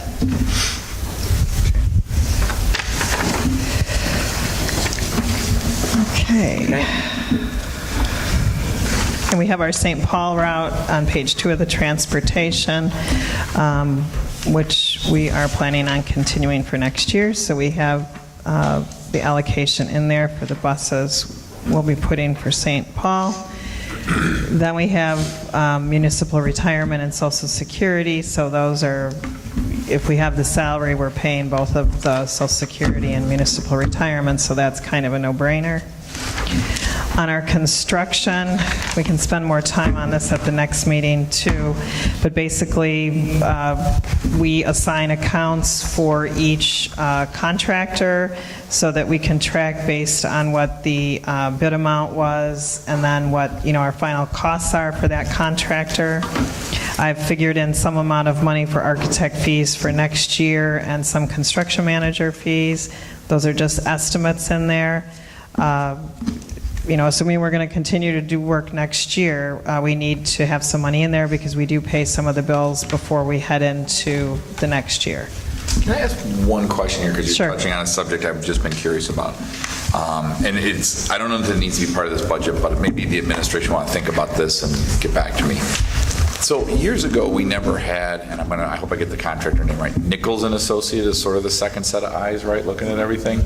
We never had that before. I know we had some trouble at Carpenter and, that. It's been a couple years now. Does it make any sense to look back and say, okay, we've paid X over so many years, and we estimate it's saved us Y? Because having not had it for 10, 20 years, and I know it's a service and it has value, there's a part of me wondering, are you double paying, right? I mean, we have Ron, we have these, and I know that that's his area of expertise, but, a large percentage of my company is owned by a pension fund, and they hire consultants to hire the consultants who are going to oversee the consultants. And I just want to make sure as a bureaucracy we're not going down that path. So I just wonder, it doesn't have to be now, but at some point in the future, might be nice to just do an honest report card on, is this worth the money we're spending for Nichols and Associates? That's definitely conversations, Ron and I mean, we've never had this before. Right. And so it's definitely conversations, but I think for this summer with Ron still Not getting up to suggesting it speed, now. it definitely is money well spent. It was a reaction to the Carpenter problem. Right. And so, In the past, we would have had a different expense, right? We would have had like a general contractor. No, the general contractor is still there. This But is but isn't there something else though that like the model's a little different? So I Right. think there's something that I thought there was something that doesn't exist now that used to exist that Nicholas took sort of, I won't say took the place of in a whole, but I would have expected there was There's an some offset. expense, not a one-to-one, but yeah. So I was just curious if it's something at some point we might want to just look back on and say, just so the board knows after 2-3 years of using them, yeah, this is still a good investment, or should we consider the old model again? Right. Right. I'll look back, that's all. So not to, And we're very this is a long enough cognizant meeting, I of just wanted to throw it out there. So, no, we're really, Ron and I, and we've had conversations with Lori, are very cognizant of it. And so I think as we get through this summer, we'll be able to give you a better read on that. 70 is working cash funds. So as we had discussed, we're going to move the 4,500 over at the end of this year, or I should say 16, 17 into construction. And then the tort fund, basically, as Brian... What is the 5.5 is for work for the summer? That's coming out of this year's budget, so that will show up on our next ones for your fiscal year-to-date activity. You'll see it on there. Okay, and I know what the 5.5 is because I saw your breakout, but what is the 4,500 for? Well, it may be less, but we put the budget in for the balance of the 10 million. So once we figure out what we're doing next summer, then we'll know how much money we need. Got it. Well, it may be more because we have... It could be, but... We have 12.3 in need for health, life, safety, and we haven't completed anywhere near that. Right, but it's also the amount of work that we can handle in one summer. So I just put that as the balance of the 10. It could very well be higher than that, but just for right now, I put that in as the balance. Okay. So those will be conversations we'll be having with you guys shortly about upcoming construction, if you can believe it. Workers' compensation, Brian talked about. That's basically workers' comp. Our property and liability insurance is in the tort fund 80. So that's a first look at the budget. We always welcome questions or comments. If you email us, please include Lori on the email also. I just want to say thank you to both of you. I know how much went into this, untangling it and getting it into the accounts the way you believe it should be done, and it's very much appreciated. I know it's been hours and hours and hours and hours of work. Yeah, thank you. So to that end, I have to ask you, last year when you got here, and I know you did a line-by-line analysis, I imagine you moved some of these things last year as well, right? You did a recategorization last year? We moved some things, but I was afraid to reduce line items because that was my first year here, and so we were very careful with the red pen, where this year when we went through it, we got the red pen out and used it. So hopefully, with all of your good work this year, next year, it'll be even cleaner. Yeah, that's my point. But I mean, it's always subject to human error, so we can plan the best we can, and somebody does something and it's not caught. Right. I will say that after sitting through 6 or 7 of these, this is really one of the clearest first budgets I've ever seen. Like it's explained well, and it's easy to digest. Other ones weren't. Not that they were bad. It was just this one just came across very clear. Yeah. Thank you. Yes, thanks. All righty. Any other questions on the budget by anybody? Nothing. Thank you again for all your work, and we're looking for version 2, I'm sure. That version 2 will be July? Well, we were going to bring it, I'll talk to Lori, that agenda in June's looking full, but we were planning on bringing the tentative back. We just put on display because remember it's tentative, it's still a draft, so it's not like we have to be, all in arms about what we put out there as long as it's reasonable. Right. Because I think it's June, July, August, and then we usually vote for September. Yeah, I think you usually put your tentative on in July, but we were going to be ready at the end of this month, so we'll talk with her about the agenda and make sure it's... I know you have a pretty big workload coming from other areas where we have discussions. Would it, as long as we're not violating a law or not being transparent or anything, would it be helpful to you to maybe hold off and do the next one in July? Because this is so good, so that you could maybe focus on some of the other areas where, we only have so many resources. I don't need a new budget in 3 weeks. I think 8 weeks from now will be fine for me. If it saves you guys resources, it would I'd help be open to because it. we'll have a lot of work on negotiations in the next Right, so I didn't know if you'd rather spend that time there, and if the rest of the board's okay with it, could we punt for a month and look at it in late July and buy you a little time or a little capacity? Thank you, and we'll bring the tentative then. Yes. For, Is that okay with everyone? It was my intention that this would be at the end of July, the other one would be toward the end of August, and we would be voting at the end of September, which is pretty much what we have consistently done. Well, we certainly would appreciate...